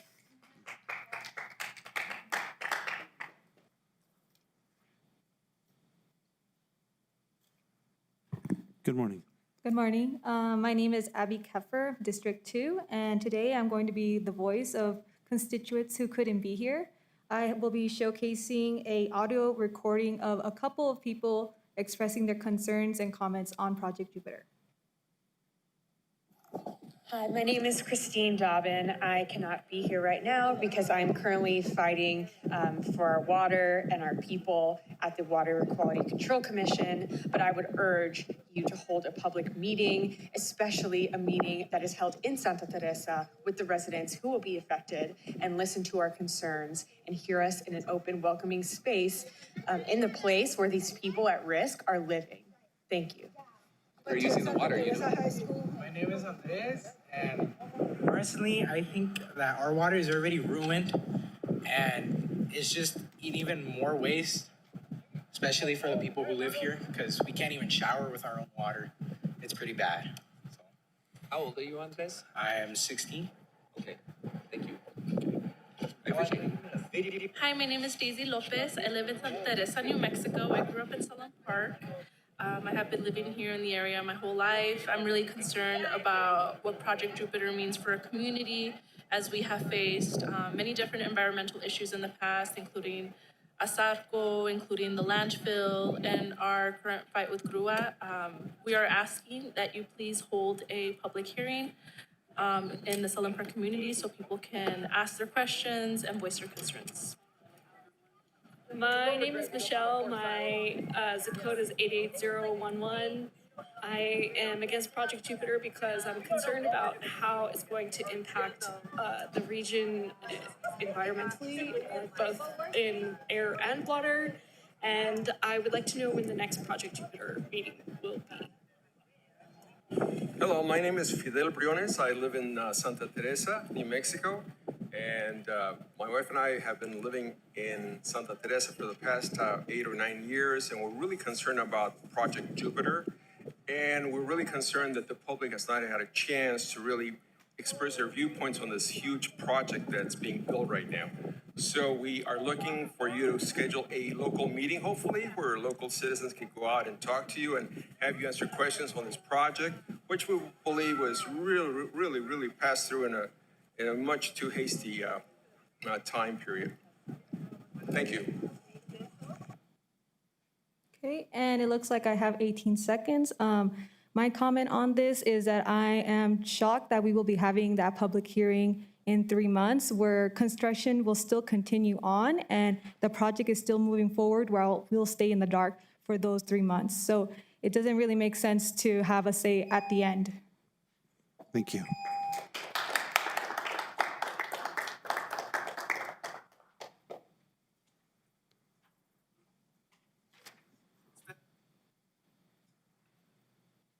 Because I fish around here. Sorry, wait, before you start, can I just get you to state your name for the record just to start? Ashley Carter. Thank you, Ashley. Okay, go ahead. Species like flamingos and a lot of the species that we have around here that use the river and that use a lot of the water around here, especially the big bass. They usually you'll see them just floating dead. Yeah. It's a sad thing to see, especially when you really like the environment around you. So yeah. I really hope that could change. But let's see what they say. Do you think that AI is something this community needs that's going to help everyone? I don't think anyone needs that. I think what we need is a little bit of love and care for our earth. And I think that's what we need. What kind of opportunities do you think would be better? What kind of things do we actually need? Less dispensaries. I feel like it affects a lot of the children around here. Because I feel like it's more vulnerable for kids to have that around them. And I don't think that's very safe. And first point of view, I think it's pretty bad to have too many dispensaries here. Yeah, so what would be better? Like, what do kids actually want? Where do you want to hang out? Better parks, or gas stations. We don't have any gas stations. Yeah, right. We would like a lot of community things to have. We'd like to see the community interact with people. And we want to have a lot of people conjoin and have a lot of support for this town. Because I don't think it's seen a lot of it. Thank you. Thank you.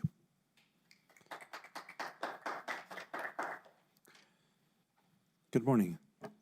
Good morning. My name is Patricia Lawn.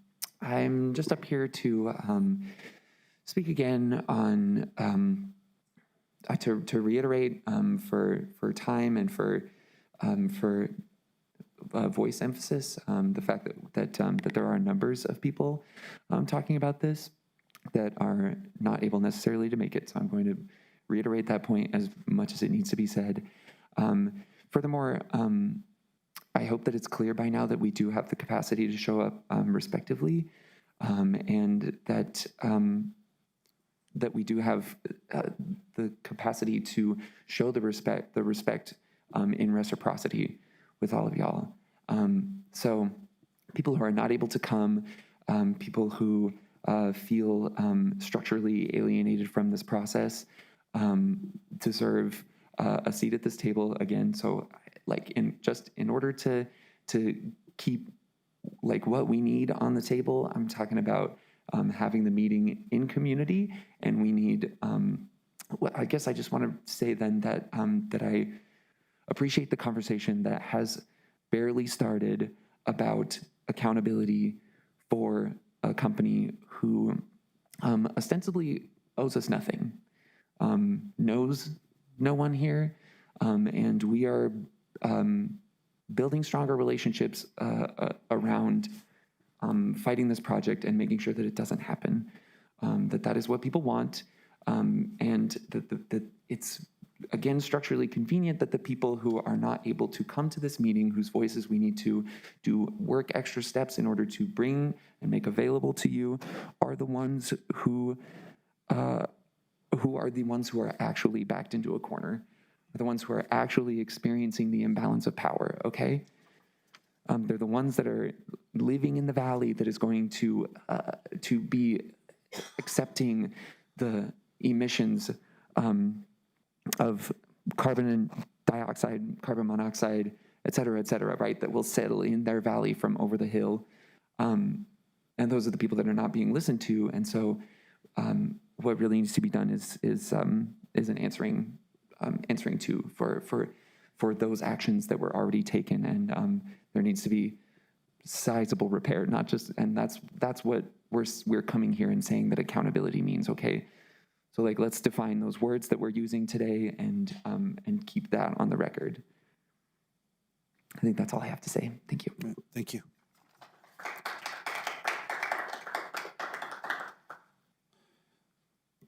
Good morning. Good morning. Hi, my name is Alexis Fernandez. Okay. I think there's a lot of good points that you guys have already heard about environmental impacts of this project, how it doesn't really help the community, like how many few jobs it's actually going to give. And also, AI is dumb. We should all just use our brains and go outside and stuff like that. So there's a lot of good points that have already been made that I won't focus on because you guys have already heard them. So you should have listened to them already. But I think when things are happening in the dark and they're happening too fast, that's a red flag. And I feel like the life experiences that you guys have had, like you guys are already of the older generations, you guys know this, you know what I mean? Like, don't rush into love.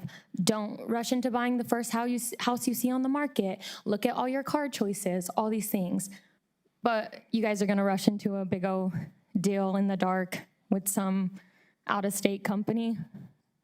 Dang. So I said it last time and I'm gonna say it again, and I'm sorry if it's disrespectful, but it's desperate. You guys are being desperate. New Mexico deserves better than that. Our youth deserves better than that. And we deserve to have funner things to do, not a AI data center that's gonna ruin the air and the water and kill all of our animal life. So yeah, that's it. Thank you.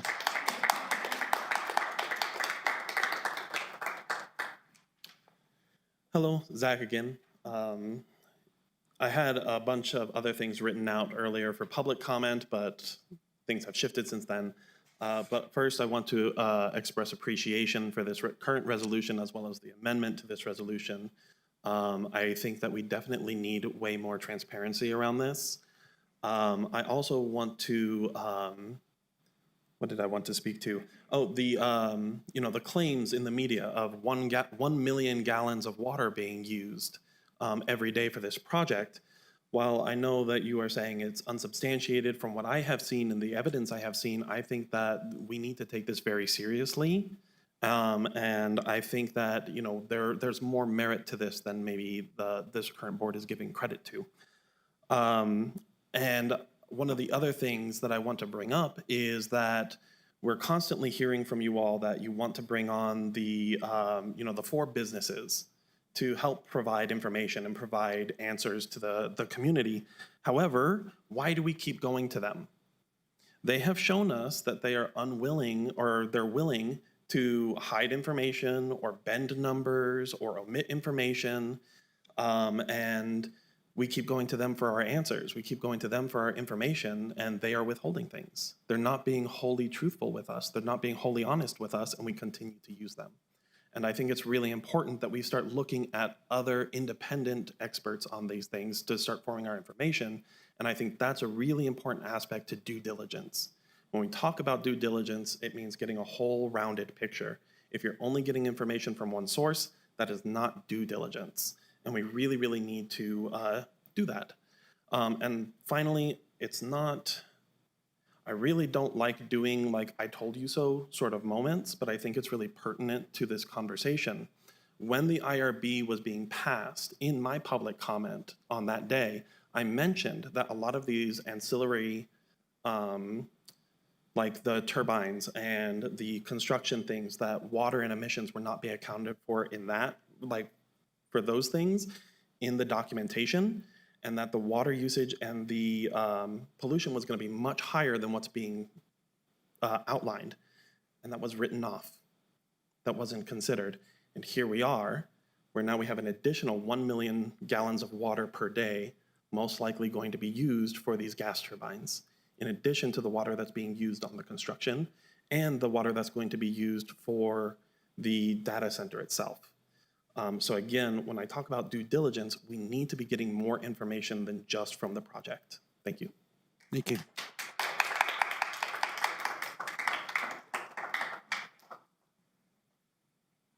Good morning. Good morning. My name is Sierra Edmister. Yeah, I do want to thank you guys for making some motion in terms of transparency. I will say, I think it's important for you guys to feel praise from us for choosing us, but also still accountability of where in time this process is happening. It's a little disappointing. It feels like backtracking, but I'm happy nonetheless that anything towards more transparency. Yeah, because I read some words in an article recently. We are not being told what the real information is. As things change, communication stops. At least with the county commissioners, we are the ones who supported the process and now are the ones being left to dry, the words of Chair Manuel Sanchez.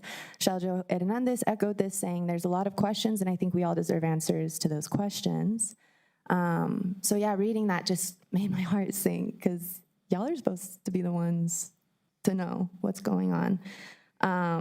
So yeah, I definitely had a little bit of an angrier speech prepared because reading that and not having that communicated felt really crappy, but I'm really happy for the change of events here. I kind of want to highlight what you see is us here at these meetings. What you don't see is the community meetings we hold with the people of Santa Teresa whose access to this fight has been made so insultingly inaccessible. What you don't see is us reaching out to the state and other organizations for help. What you don't see is us reaching out to the nearby tribes that weren't even notified about PJ. What you don't see are the hours of research being put in to back up our very real fears about what this will do to our communities. What you don't see are the costs for printing, the food we provide at the meetings, the tables and the chairs we have to rent, the gas, the paywalls, and there's the unpaid labor, researchers, content creators, social media management, meeting and coordinators, website creation, and the constant networking of organizers. This work, this time, these are costs we should not have to pay. We didn't run for your positions. We are students, teachers, parents, grandparents, artists, activists for other causes. We have full-time obligations to work in life already, and most of us are putting in overtime and exerting already depleted energy into what should have been your job. The decision made September 19th will taint your political legacies forever, but That is the smallest price you have to pay. The heavier cost will be living out the rest of your lives and watching the deterioration of the communities you swore to protect. So changing your mind is always an option. We need a public apology from every commissioner who voted yes. I understand that this is a form of it, but it would really be effective to have those public apologies. It's time to stop hiding behind a facade of certainty and taking responsibility. Yeah, I just wonder if you've realized the sting that you were also taken advantage of and the reality of how little this company respects all of us. Because you're part of us and we're fighting for you guys too. Thank you. Thank you. Good morning. Hi, good morning. My name is Nisha Mechanowitz. I am an ecologist. I'm represented by District 1, Commissioner Sheljo Hernandez. Thank you for the amendment. Thank you for moving forward with this today. I think you guys were thanking the other people that have played roles in this whole process, and to echo what Sierra said, we have put so much of our personal time, money, blood, sweat, and tears into this, and I think you should also be thanking us, and you should be reaching out to the communities that you haven't been reaching out to that are most affected by this. You guys are giving them till June to have this meeting. You gave us 3 weeks to prepare for our meeting. That's not fair. There's more than 200,000 people in this county. There's just 4 companies you're working with. It's not fair. We deserve to have this meeting sooner. Just wanted to say that. If you were to bring in a car into my home that's polluting my home and I end up getting asthma from that, that is a form of violence. If you guys welcome in a company that's going to double the emissions for the entire county, that is a form of violence. You are inflicting violence on the people down here. You're not addressing the arsenic. The company's not addressing the arsenic in the water out there, and yet taking more water from them. That is a form of violence against their bodies, against their human rights. You're polluting, if you allow a company to come in and pollute the air, pollute the water, introduce carbon monoxide, introduce sulfur dioxide, doubling the amount, that is a form of violence. I don't understand where the cognitive dissonance is for you all, but that's why we are here, is because we are being inflicted with this violence from these 4 companies that you ushered in with a discount. Since the 90s, there's been an increase of 167% deaths of people over the age of 65, heat-related deaths. All of these emissions, all of the abuse that this company is doing is going to directly impact these numbers. 2024 was the hottest year in recent history. The last 11 years have been the hottest years in recent history, and you all are doubling our emissions. You're ushering it in. Our movement is growing. We're not going anywhere. I want to reiterate again that we will forgive you guys. Yes, this is a stain on your record, but we're asking for you guys to come with us, come join us. We will forgive you. Thank you.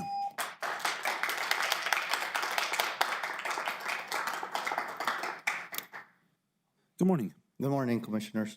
My name is Jose Saldaña. I've been a resident from Sunland Park all my life. I've been attending meetings. I was here on the September 19 decision. And 2.5 years ago, we got arsenic detected in Sunland Park. And no changes have been done since then. The governor promised us in a meeting here at campus saying that she would help us, and we haven't seen her face. We haven't heard from her anything on this project. The county has gone twice to the branch to Sunland Park Community College, and they haven't done anything at all to help us out. We've been on a bind. We've been struggling. Elder people, same thing. They don't have resources to go get water, buying drinkable water. And then also Gloria Gameros went that way, and we haven't seen her no more. She hasn't shown her face with the members over there. She hasn't done nothing. They were just trying to give us filters, but just covering the stuff with a Band-Aid with Lamar, the owner of Border Digital Project assets with Jose Ibarra, and nothing has happened. You know, now they want to go privatize. The county wants to go privatize, and the community members don't want to become a private owner. They don't want the water to be privatized. We won't have no say. As it is, we don't. And then becoming privatized, it's just killing us. And has studies been done for long-term, 10, 15 years from now, what's going to happen with water? Nothing has been done with the border wall is using water already, a lot of water. The Project Jupiter right now, you go and see all the dust everywhere. They're not keeping water dust. I mean, they're not watering as they're supposed to. Who's inspecting them? Who's passing all these inspections? Because the documents, there's no inspections been done. They continue to do construction's going, and nothing has happened. CRUA and the county got a settlement of $198,000. That only affects the residents. CRUA doesn't worry about it. We are the ones that are paying that fine. Nothing has, and then that money is going to be distributed all over the county. Give it to Sunland. Give it to water issues over there. Nobody helps us out down south. Also, the Project Jupiter gave some money to the Boys and Girls Club.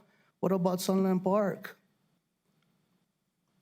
And also, I want to mention that we're in a bind. Money, the elderly people, they're on fixed income. Taxes have been raising. Thank you, Mr. And Saldana. nothing happens.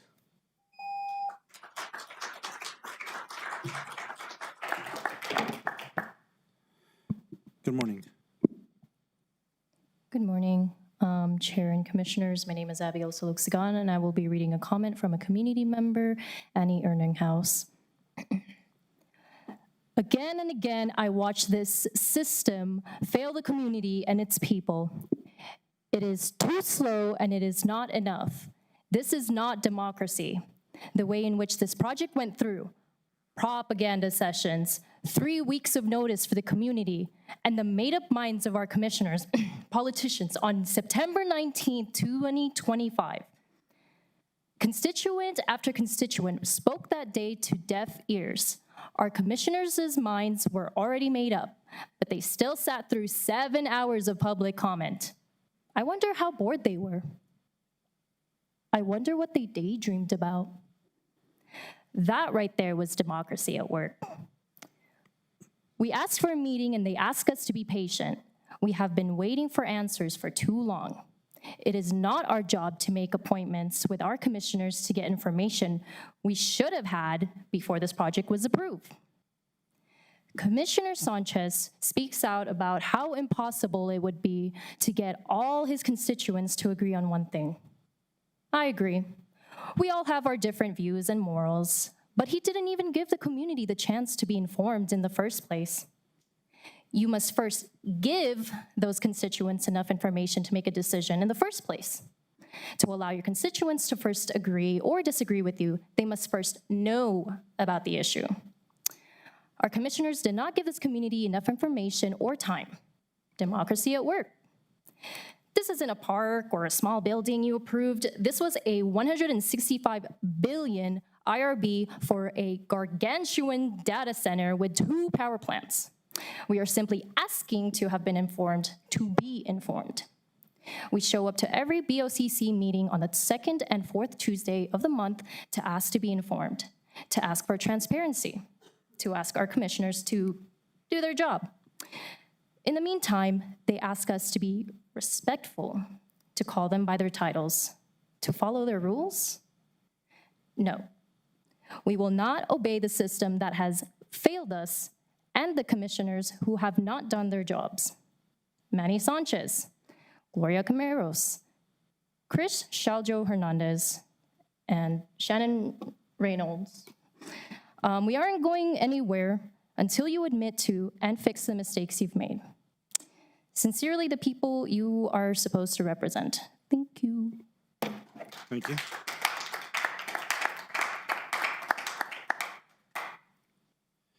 Good morning. Good morning. Good morning, commissioners. This is my first time speaking on one of these things, and all I wanted to say after being to a few of these meetings, my firsthand experience, the air is already bad enough here. In the spring season, it's so dusty. Past month, I haven't been able to have full sleep, and that's just normal, natural causes alone. Just the dust alone, I'm sure you could relate allergy-wise. I was an RSV baby. I still have asthma now, allergy-induced asthma. Even so bad to the point where I am having to consider seriously moving out of this place, just for the natural causes alone. I don't know how, in anyone's right mind, how we can justify more pollution. How more pollution is going to help anything. I looked it up already. I think 10% of children, 10% of the people in Las Cruces suffer with asthma, and it's just going to get worse and worse as this thing is built. I've even had personal conversations with Nathan Smalls. He guaranteed this obviously one of my biggest concerns living here. I asked him personally, face to face. He said yes, they're doing everything they can to do renewable energy. They're concerned about the emissions, but that was months ago. Nothing has changed. This has been the first step. You guys taking the first step for more transparency. I would hope to add that part of that transparency would be worries for the emissions, worries about people's health. Again, it's already bad enough with people can't breathe here. This historically used to be a highly desired place. Tuberculosis patients, asthma patients, all these types of people with breathing respiratory issues, this was the place to be.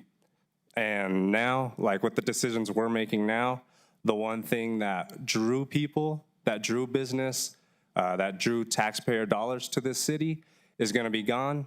And I feel like it's going to be highly regretted in the future. That's pretty much all I had to say. The emissions, the numbers don't add up. It's not going to work. It's not working even for people right now, today. So thank you. Thank you.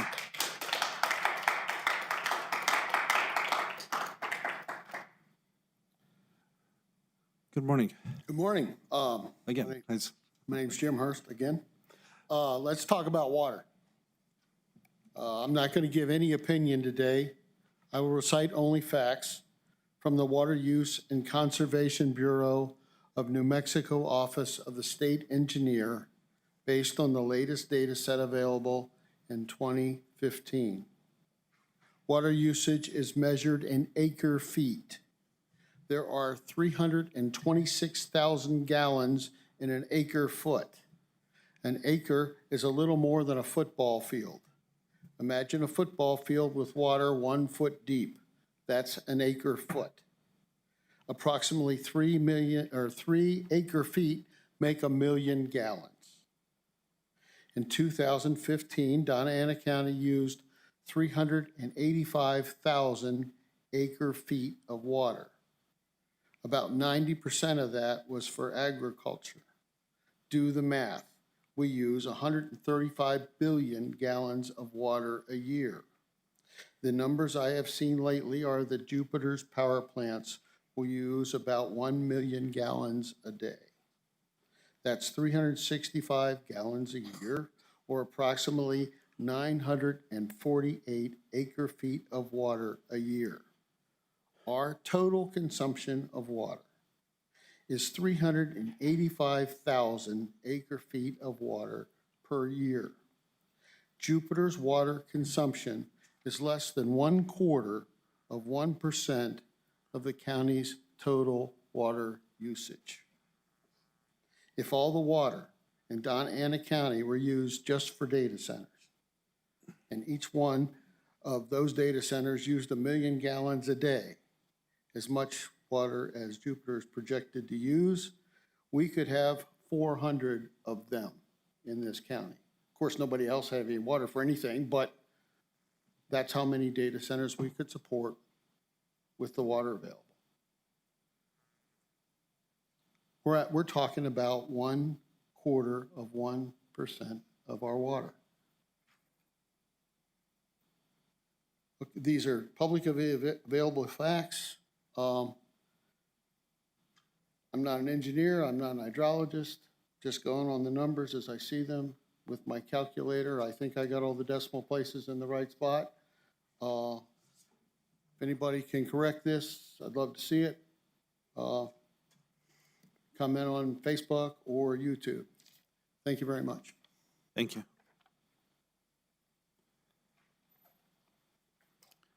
Mr. Chair, Commissioners, ladies and gentlemen, again, my name is Rocky Backus, and I've been a utility expert for over 40 years. I want to tell you that there are... Oh, sorry about that. We need to reset the timer there.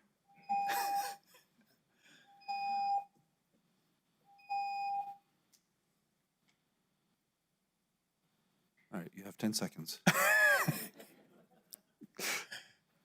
Hold I on. never could talk that fast. It's okay, April, no worries.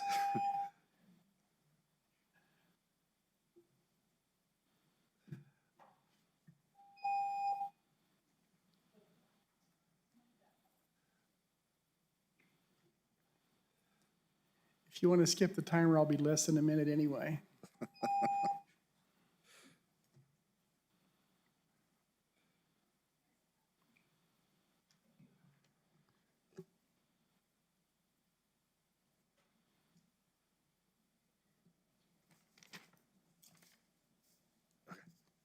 Awesome.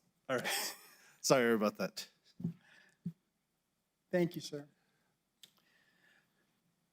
The technologies that are available, I believe it really comes down to cost. Aeroderivative turbines use no water. They use a lot more gas, and so there's more emissions from the gas, but they're certainly available even as portables that they haul out on a semi-truck. So there are ways for it to be done. I thought that Jupiter was using aeroderivative turbines, in which case there wouldn't be water consumption for the production of the electricity. If they've made a change, then that could certainly change because standard cooling towers use an enormous amount of water. And the emissions can also be done if they more quickly switch to doing solar and batteries. And all of those things can allay a lot of the concerns that have been expressed. I would offer to meet with any of you that would like and go over the information. If you send it to me, I'll review it at no charge. I'm a consultant, but I'll do a reasonable amount at no charge because I've been doing this a lot for no charge for the last 20 years on electric rate cases. So I'd be happy to help in a limited fashion without having to be paid. And so I just offer that as some assistance, and I will give you expert information. Thank you. Thank you.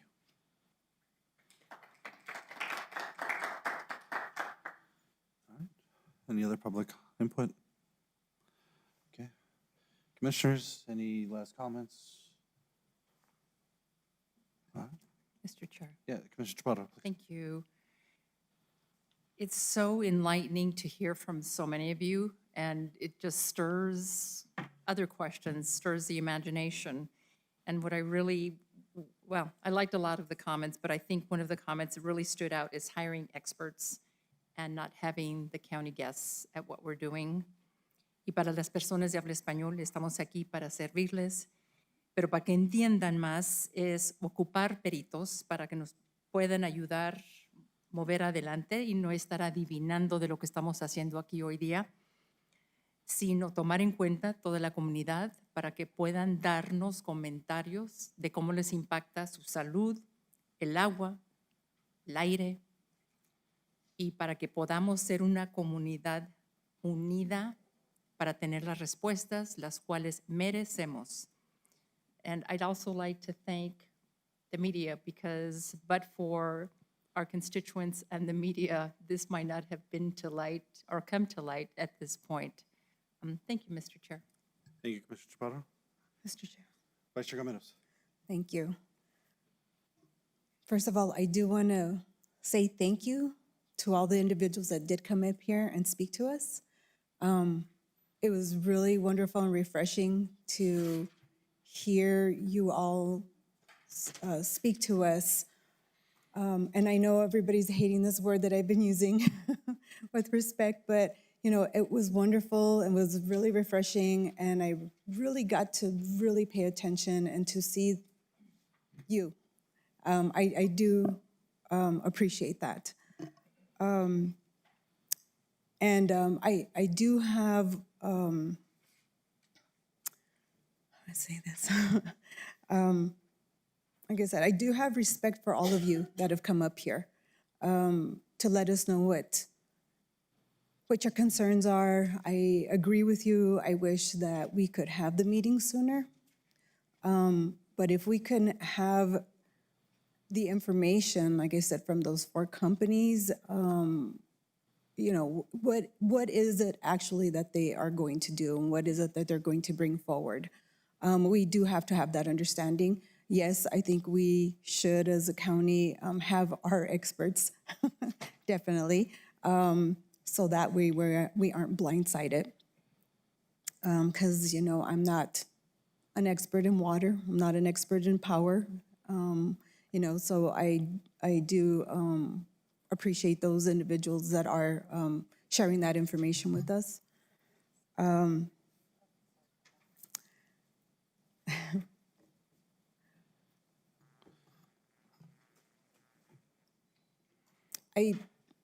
I know this isn't the venue for us to be speaking back to the public, because we just, you know, we allowed you to speak and hear you, and like I do appreciate that, but I do have one individual that keeps coming at me, and maybe has a crush on me, so that's probably why he does that. Just joking. But I do know him. And, you know, I just feel like he keeps coming up here and likes to throw accusations towards me that I feel that are inaccurate. I think he embellishes some of this stuff. That's one thing I don't appreciate. You know, if it's the truth, if it's facts, you know, I'll own up to it. I'm accountable for that. But for this individual to constantly come up here, well, when he does come up here, to, you know, throw accusations towards me that aren't accurate, I don't really do appreciate that. One of the things I know that he's brought up, and I just want to make it clear here, for that September 17th, that meeting that we had, the reason I wasn't present here fully and I was online was because in April, I did book a vacation for September around that time. And, you know, that wasn't even on the radar. Project Jupiter wasn't even on the radar at the time. So just to let you know, that's the reason I did not come here. Wasn't present, obviously, and it was out of state, you know, out of the country, actually. But, you know, I did come online to be here and to be present online, and I was present the whole 7 hours. But, you know, like I said, you know, again, I do appreciate all of you that came up today and spoke to us, you know, with I find it that with kindness, and, you know, you just did an amazing job. I really appreciate all of you and your input. Thank you. Thank you, Vice Chair Gameros. Last comment, I don't know, Commissioner Sheldon Hernandez, I don't know if you had anything you wanted to say? No, thank you, Chair. Okay. If there's no other comment, at this point, I'll ask for a roll call vote by Brandy on the resolution as amended on item 15. Commissioner Sheldon Hernandez? Yes. Commissioner Kimball? Yes. Commissioner Chaparro? Yes. Vice Chair Gameros? Yes. Chair Sanchez? Yes. And that item does have a resolution number. The number is 2026-44. Thank you, Brandy. Okay. Do we want to, I guess we know we have a few items before, but I don't know, do we want to take a break or go ahead? Yeah, and- we probably should go ahead and segue. It's your call though, Chair. I think if we have just a few more items. Huh? Do you want to take a break? I was just hoping we might be able to, do you want to do these last things? Yeah. Whatever. Let's just see, and if we need to, we'll take a break. All right, then agenda item number, back to agenda item number 11, is approve an amendment to revise section 2, attachment A of contract number 26-135 with Ice Days LLC. Additionally, approval is requested for the first of 3 renewal terms in the amount of $290,000 plus gross receipts tax. If I get a motion in a second to begin discussion, please. So moved. I have a motion by Vice Chair Gameros. I'll second the motion. All right. Mr. Eric Alvidres. Good morning, Commission Chair Sanchez, Madam Vice Chair Gameros, Commissioners. So the main amendment that we're going to discuss is revising Section 2, Attachment A for deliverables and reporting requirements.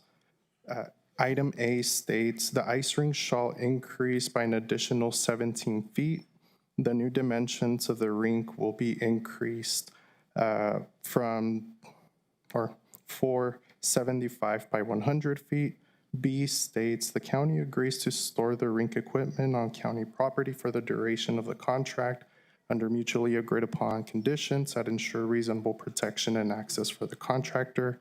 C, the county is not liable for any damages to the equipment. And then the term renewal does state it is for the original agreement together with any amendments and renewals shall be renewed contingent upon available funding for a new period of performance from July 1st, 2026 through June 30th, 2027 for FY 27. So if this is renewed, if the term is renewed, we will go ahead and add this to the FY 27 budget. So, happy to hear any questions. Thank you, Mr. Alvidres, and I appreciate it. I know we discussed this the last time, so I know the contract is in here for review. Commissioners, any questions on the extent? I believe this will be the extension for a year as well, right? Correct. Okay. Yes, and then every other renewal, so renewal 2 and renewal 3 will come to the board again. Okay. So before we go into FY 28, we will bring this up. If it gets approved, then we will do a budget amendment to include this in the FY 28 budget. Okay. All right. Commissioners, any questions? Mr. Chair, I just have a question. Yes. And I didn't bring my documents with me, nor my computer, Eric. Can you just remind me if the additional square footage, was it 700 square feet additional? So the total square feet, I have the calculation right here. Is that what I'm remembering from? Let me see. So I believe the previous square footage was 6,450 square feet. So the new current number, it would take it up to 7,500 square feet. Close enough. Okay, Yeah. thank you. Sorry, I had one of my numbers wrong right here. 6,225 feet, my apologies. And then we will take it up to 7,500 feet. Thank you. You're welcome. Thank you. No questions. Commissioner Chaldonado, did you have any questions? Okay. All right. Then if there are no other questions, public input? Not seeing any. So Brandy, if you'll do a roll call on agenda item number 11. Commissioner Shaljo Hernandez, Yes. Commissioner Kimball, Yes. Commissioner Chaparro, Yes. Vice Chair Gameros, Yes. Chair Sanchez. Yes. All right, that item is approved. Thank you. All right, next item is agenda item number 12. It's award RFP number 26-0029 for financial services enterprise resource planning reimplementation to BDO USA PC in the amount not to exceed $907,000, excluding applicable gross receipts tax, along with associated budget revision and resolution. If I get a motion in a second. So moved. I have a motion. Second. I have a motion by Commissioner Chavarro, second by Vice Chair Gomeros. Ms. Asma Dawud, excuse me. Yes, good afternoon, Commissioners. This is Asma Dawood, Financial Services Director. So we wanted to bring before the board some of the issues that we are facing with our current Workday setup. So Workday went live in July of 2024. We have been using it for 1 year, 9 months, but specifically in the area of finance and accounting, there are several issues that we are seeing. We have a lot of accounting terms, so I will try to keep it simple, but please ask me any questions that you have. So for our fixed assets, the information in Workday is not working correctly based on the governmental accounting standards. 34, we should have set it up to be able to produce government-wide statements for fixed assets. Rather, it is using the old way of doing it, because of which we have to manually extract the data, convert it, reconcile it. Full accrual book is another recommendation, requirement for our financial statements. So currently in Workday, we only have cash and modified books. So manual adjustments need to be done. There are complicated entries that our auditors are passing to bring it up to full accrual books. The fund hierarchy also needs review. The funds are not rolling up the way they should have. Like everything rolls up to government funds, there are certain fiduciary and proprietary funds which shouldn't roll that way. Also, the posting rules for accounting, we have seen errors in that for depreciation and other expenses, and also for capital projects. For grants, there were work tags which were missing. In addition to that, there is revenue recognition is being done twice, which makes the data unreliable. We have to do it outside the system to make sure it's correct and then bill on our grants. The reporting was very limited. For some of our reports, we have to get it from multiple sources, and then we have to repeat the work, which is just causing delays and requiring more time. So we tried to identify all the reasons for these issues. So the county had been using Banner for over 25 years, and we were very familiar with the way it was done. We got very limited support from Collaborative at the time of configuration. They did not provide us the best practices that would work for a government entity in accounting. So we also had some issues with testing because a lot of data was not uploaded timely to be tested. And we have had turnover as well as retirements. Employees who were closely involved with the implementation are no longer here, so it's hard to get historical knowledge and information. So we are trying to overcome the efforts this year. For fiscal year 25. We did a lot of corrections and journal entries to be able to provide our grant audit deliverables to our auditors. We have done over 800 entries to correct a lot of issues. We had provided multiple trial balances to them because after one was submitted, some issues were identified and we fixed it. Also for fixed assets, we had to extract data, reconcile it, put it back in the system for the full accrual book. And then for reports also, sometimes we did our calculations and then found out that the report had missing information. Then we had to get it from more sources and redo that work. So there was additional work and additional steps involved. We did an RFP to look at the Workday re-implementation. It was posted in December. At that time, we got only one proposal. We reposted it in February and March, and we had 5 proposals. Our committee reviewed all of them, and we decided to go with BDO USA, which is a major audit and accounting firm. They have experience with Workday finance implementation, and we are hoping that with their guidance, we would be able to resolve these issues and address all of them. So if these issues are not resolved timely, it could have grave consequences for us. Before Workday, our county had received 10 audit awards in 15 years for clean, outstanding audit.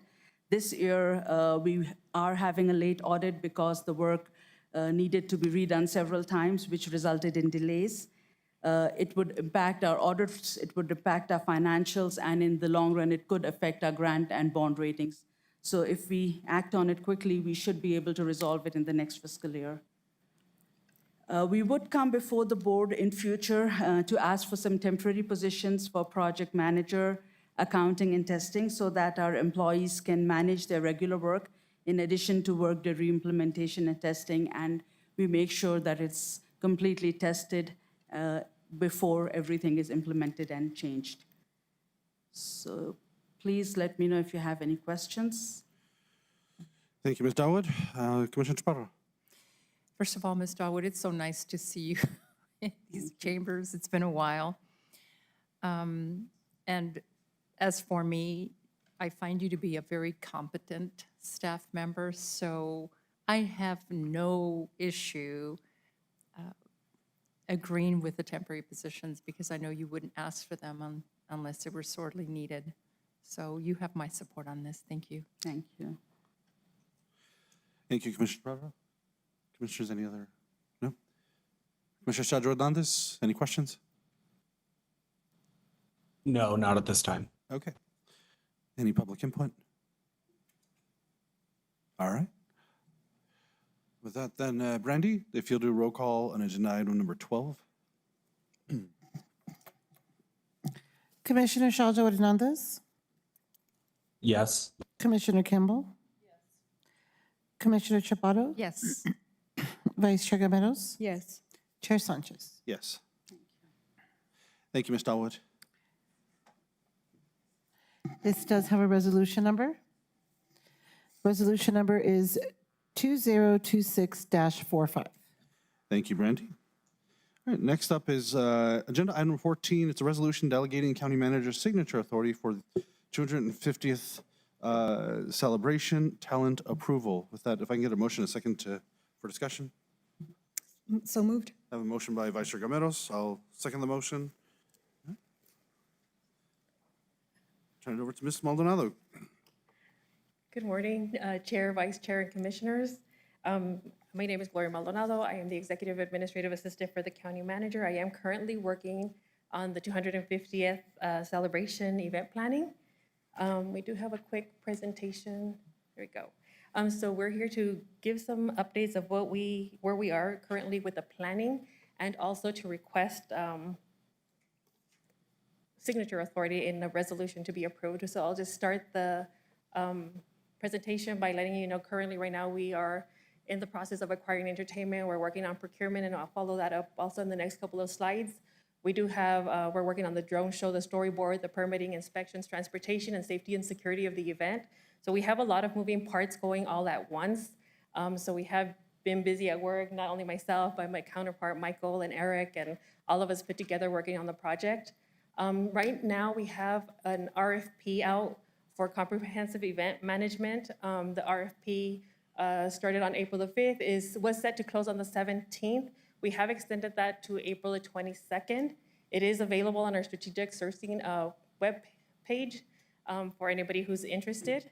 We have reached out to 19 vendors for that RFP, so we are hoping to get some feedback on that. At the same time, we are simultaneously have an invitation to bid, or a bid invitation for all of our local vendors. That one was issued on April the 7th. It's due to close on the 17th. And that one is a comprehensive bid. We have everything from tents, tables, chairs, portacools, UTVs, anything that is needed to run this event. We are asking all local vendors if they are interested in bidding and setting up to bid for any of these items that they want to provide services for. It is also available on the strategic sourcing webpage. We have reached out to 17 vendors on this bid, and we are hoping to be able to get bids on all of the items we need. So those are the two procurement processes we have going on right now. We are here to request a resolution to be approved to allow county manager to sign the contracts for the 250th event. And this is for entertainment services, talent acquisition, and any contracts that come up from the bids. So we do have a resolution attached to this item, and we are asking for board approval. And we stand for any questions. Thank you, Ms. Maldonado. Commissioner Chaparro. Thank you, Mr. Chair. Thank you for your presentation, Gloria. So when we're talking about entertainment, are we focusing on local talent first? I've been peppered with questions with local bands, or from local bands regarding if they'll have an opportunity to participate. Yes, ma'am, we are looking at all of our local bands. We have like 4 different areas where we will be having music entertainment.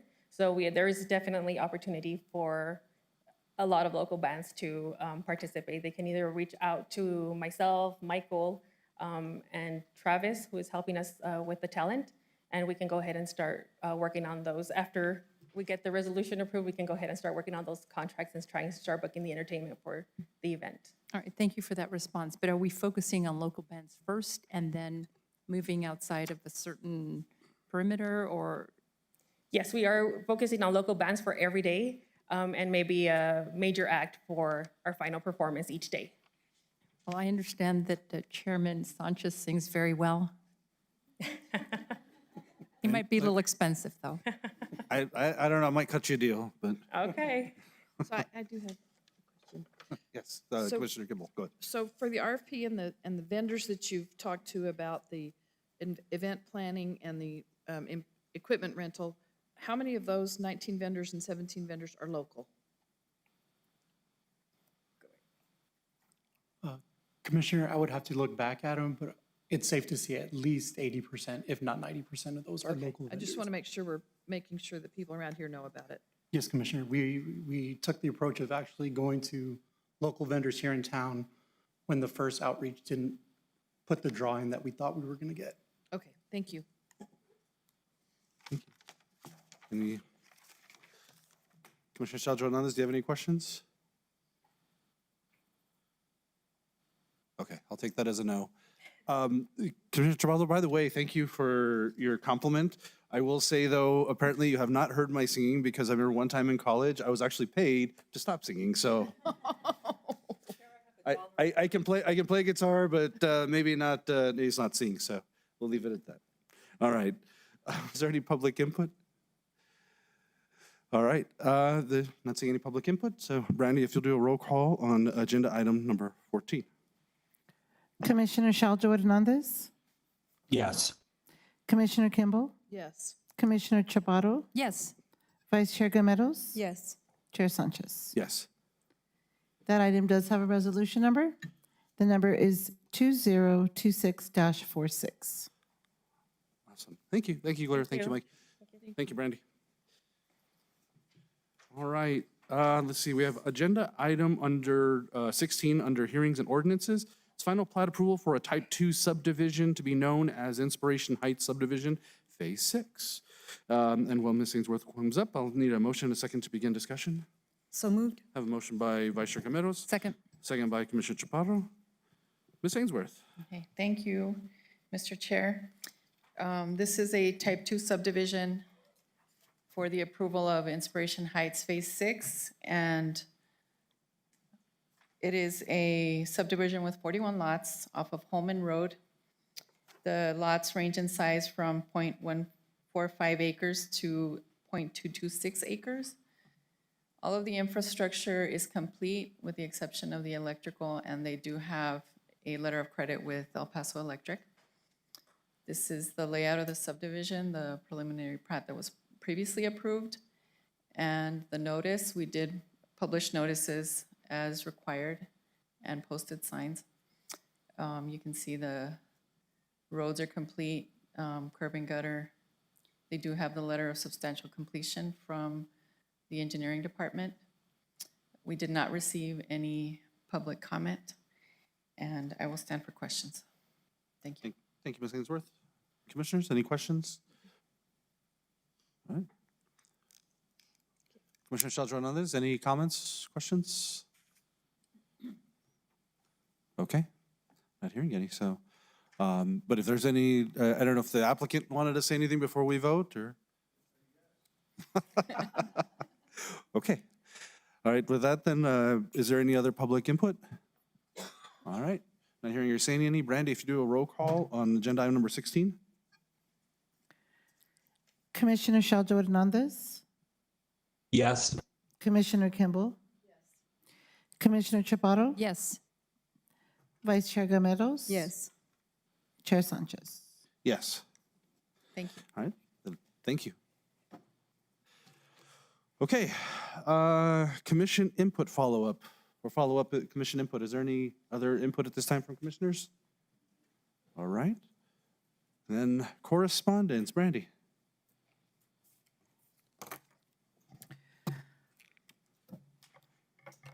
Okay, we have a few today. We have Kawan Ekstrom versus Doña County, Mary Kay Papin versus Amanda Lopez Askin, Ramona Martinez, and Maggie Tusol Oliver, Janice Snow versus Doña County, and Jose Zaldana Jr., Vivian Fuller versus Board of County Commissioners of the County of Doñana. All right, thank you, Brandy. All right, and we're going to move into our closed session. I'll make the motion that we move the board to or convene in closed session to discuss attorney-client privilege information regarding threatened or pending litigation, including NMPRC case number 25-00082-UT, an application for a revision of retail electric rates, as authorized by the Open Meetings Act, Section 10-15-1H8, and to conduct an audit exit conference in accordance with Section 12-6-5 as per NMSA. If I can get a second, please. Second. A second by Vice Chair Gameros. All right. Brandy, if you'll do a roll call on the motion to go in closed session. Commissioner Shalja Hernandez. Commissioner Kimball. Yes. Yes, was it mine? Did I hear Commissioner Shalja Hernandez? Oh, God, no, I didn't hear. I don't know. Okay, I apologize. Commissioner Kimball? Yes. Commissioner Chaparro? Yes. Vice Chair Gameros? Yes. Chair Sanchez? Yes. All right, we'll be going in, it's 12:27, and we'll be going into closed session. Thank you.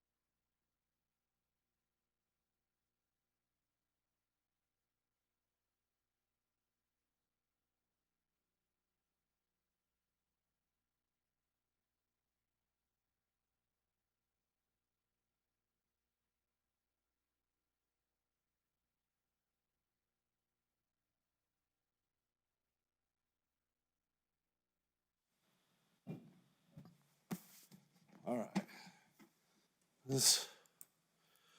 Good afternoon, everybody. It's 4:19 p.m. here again on April 14th, and we're back in open session. Let the record reflect the only thing discussed in closed session were the items noted in the closed session statement, and that was all that was discussed. And with that, we've reached the end of our agenda, so we'll call this meeting adjourned here at 4:20 p.m. Thank you all for joining, and we will see you on April 28th. Thank you.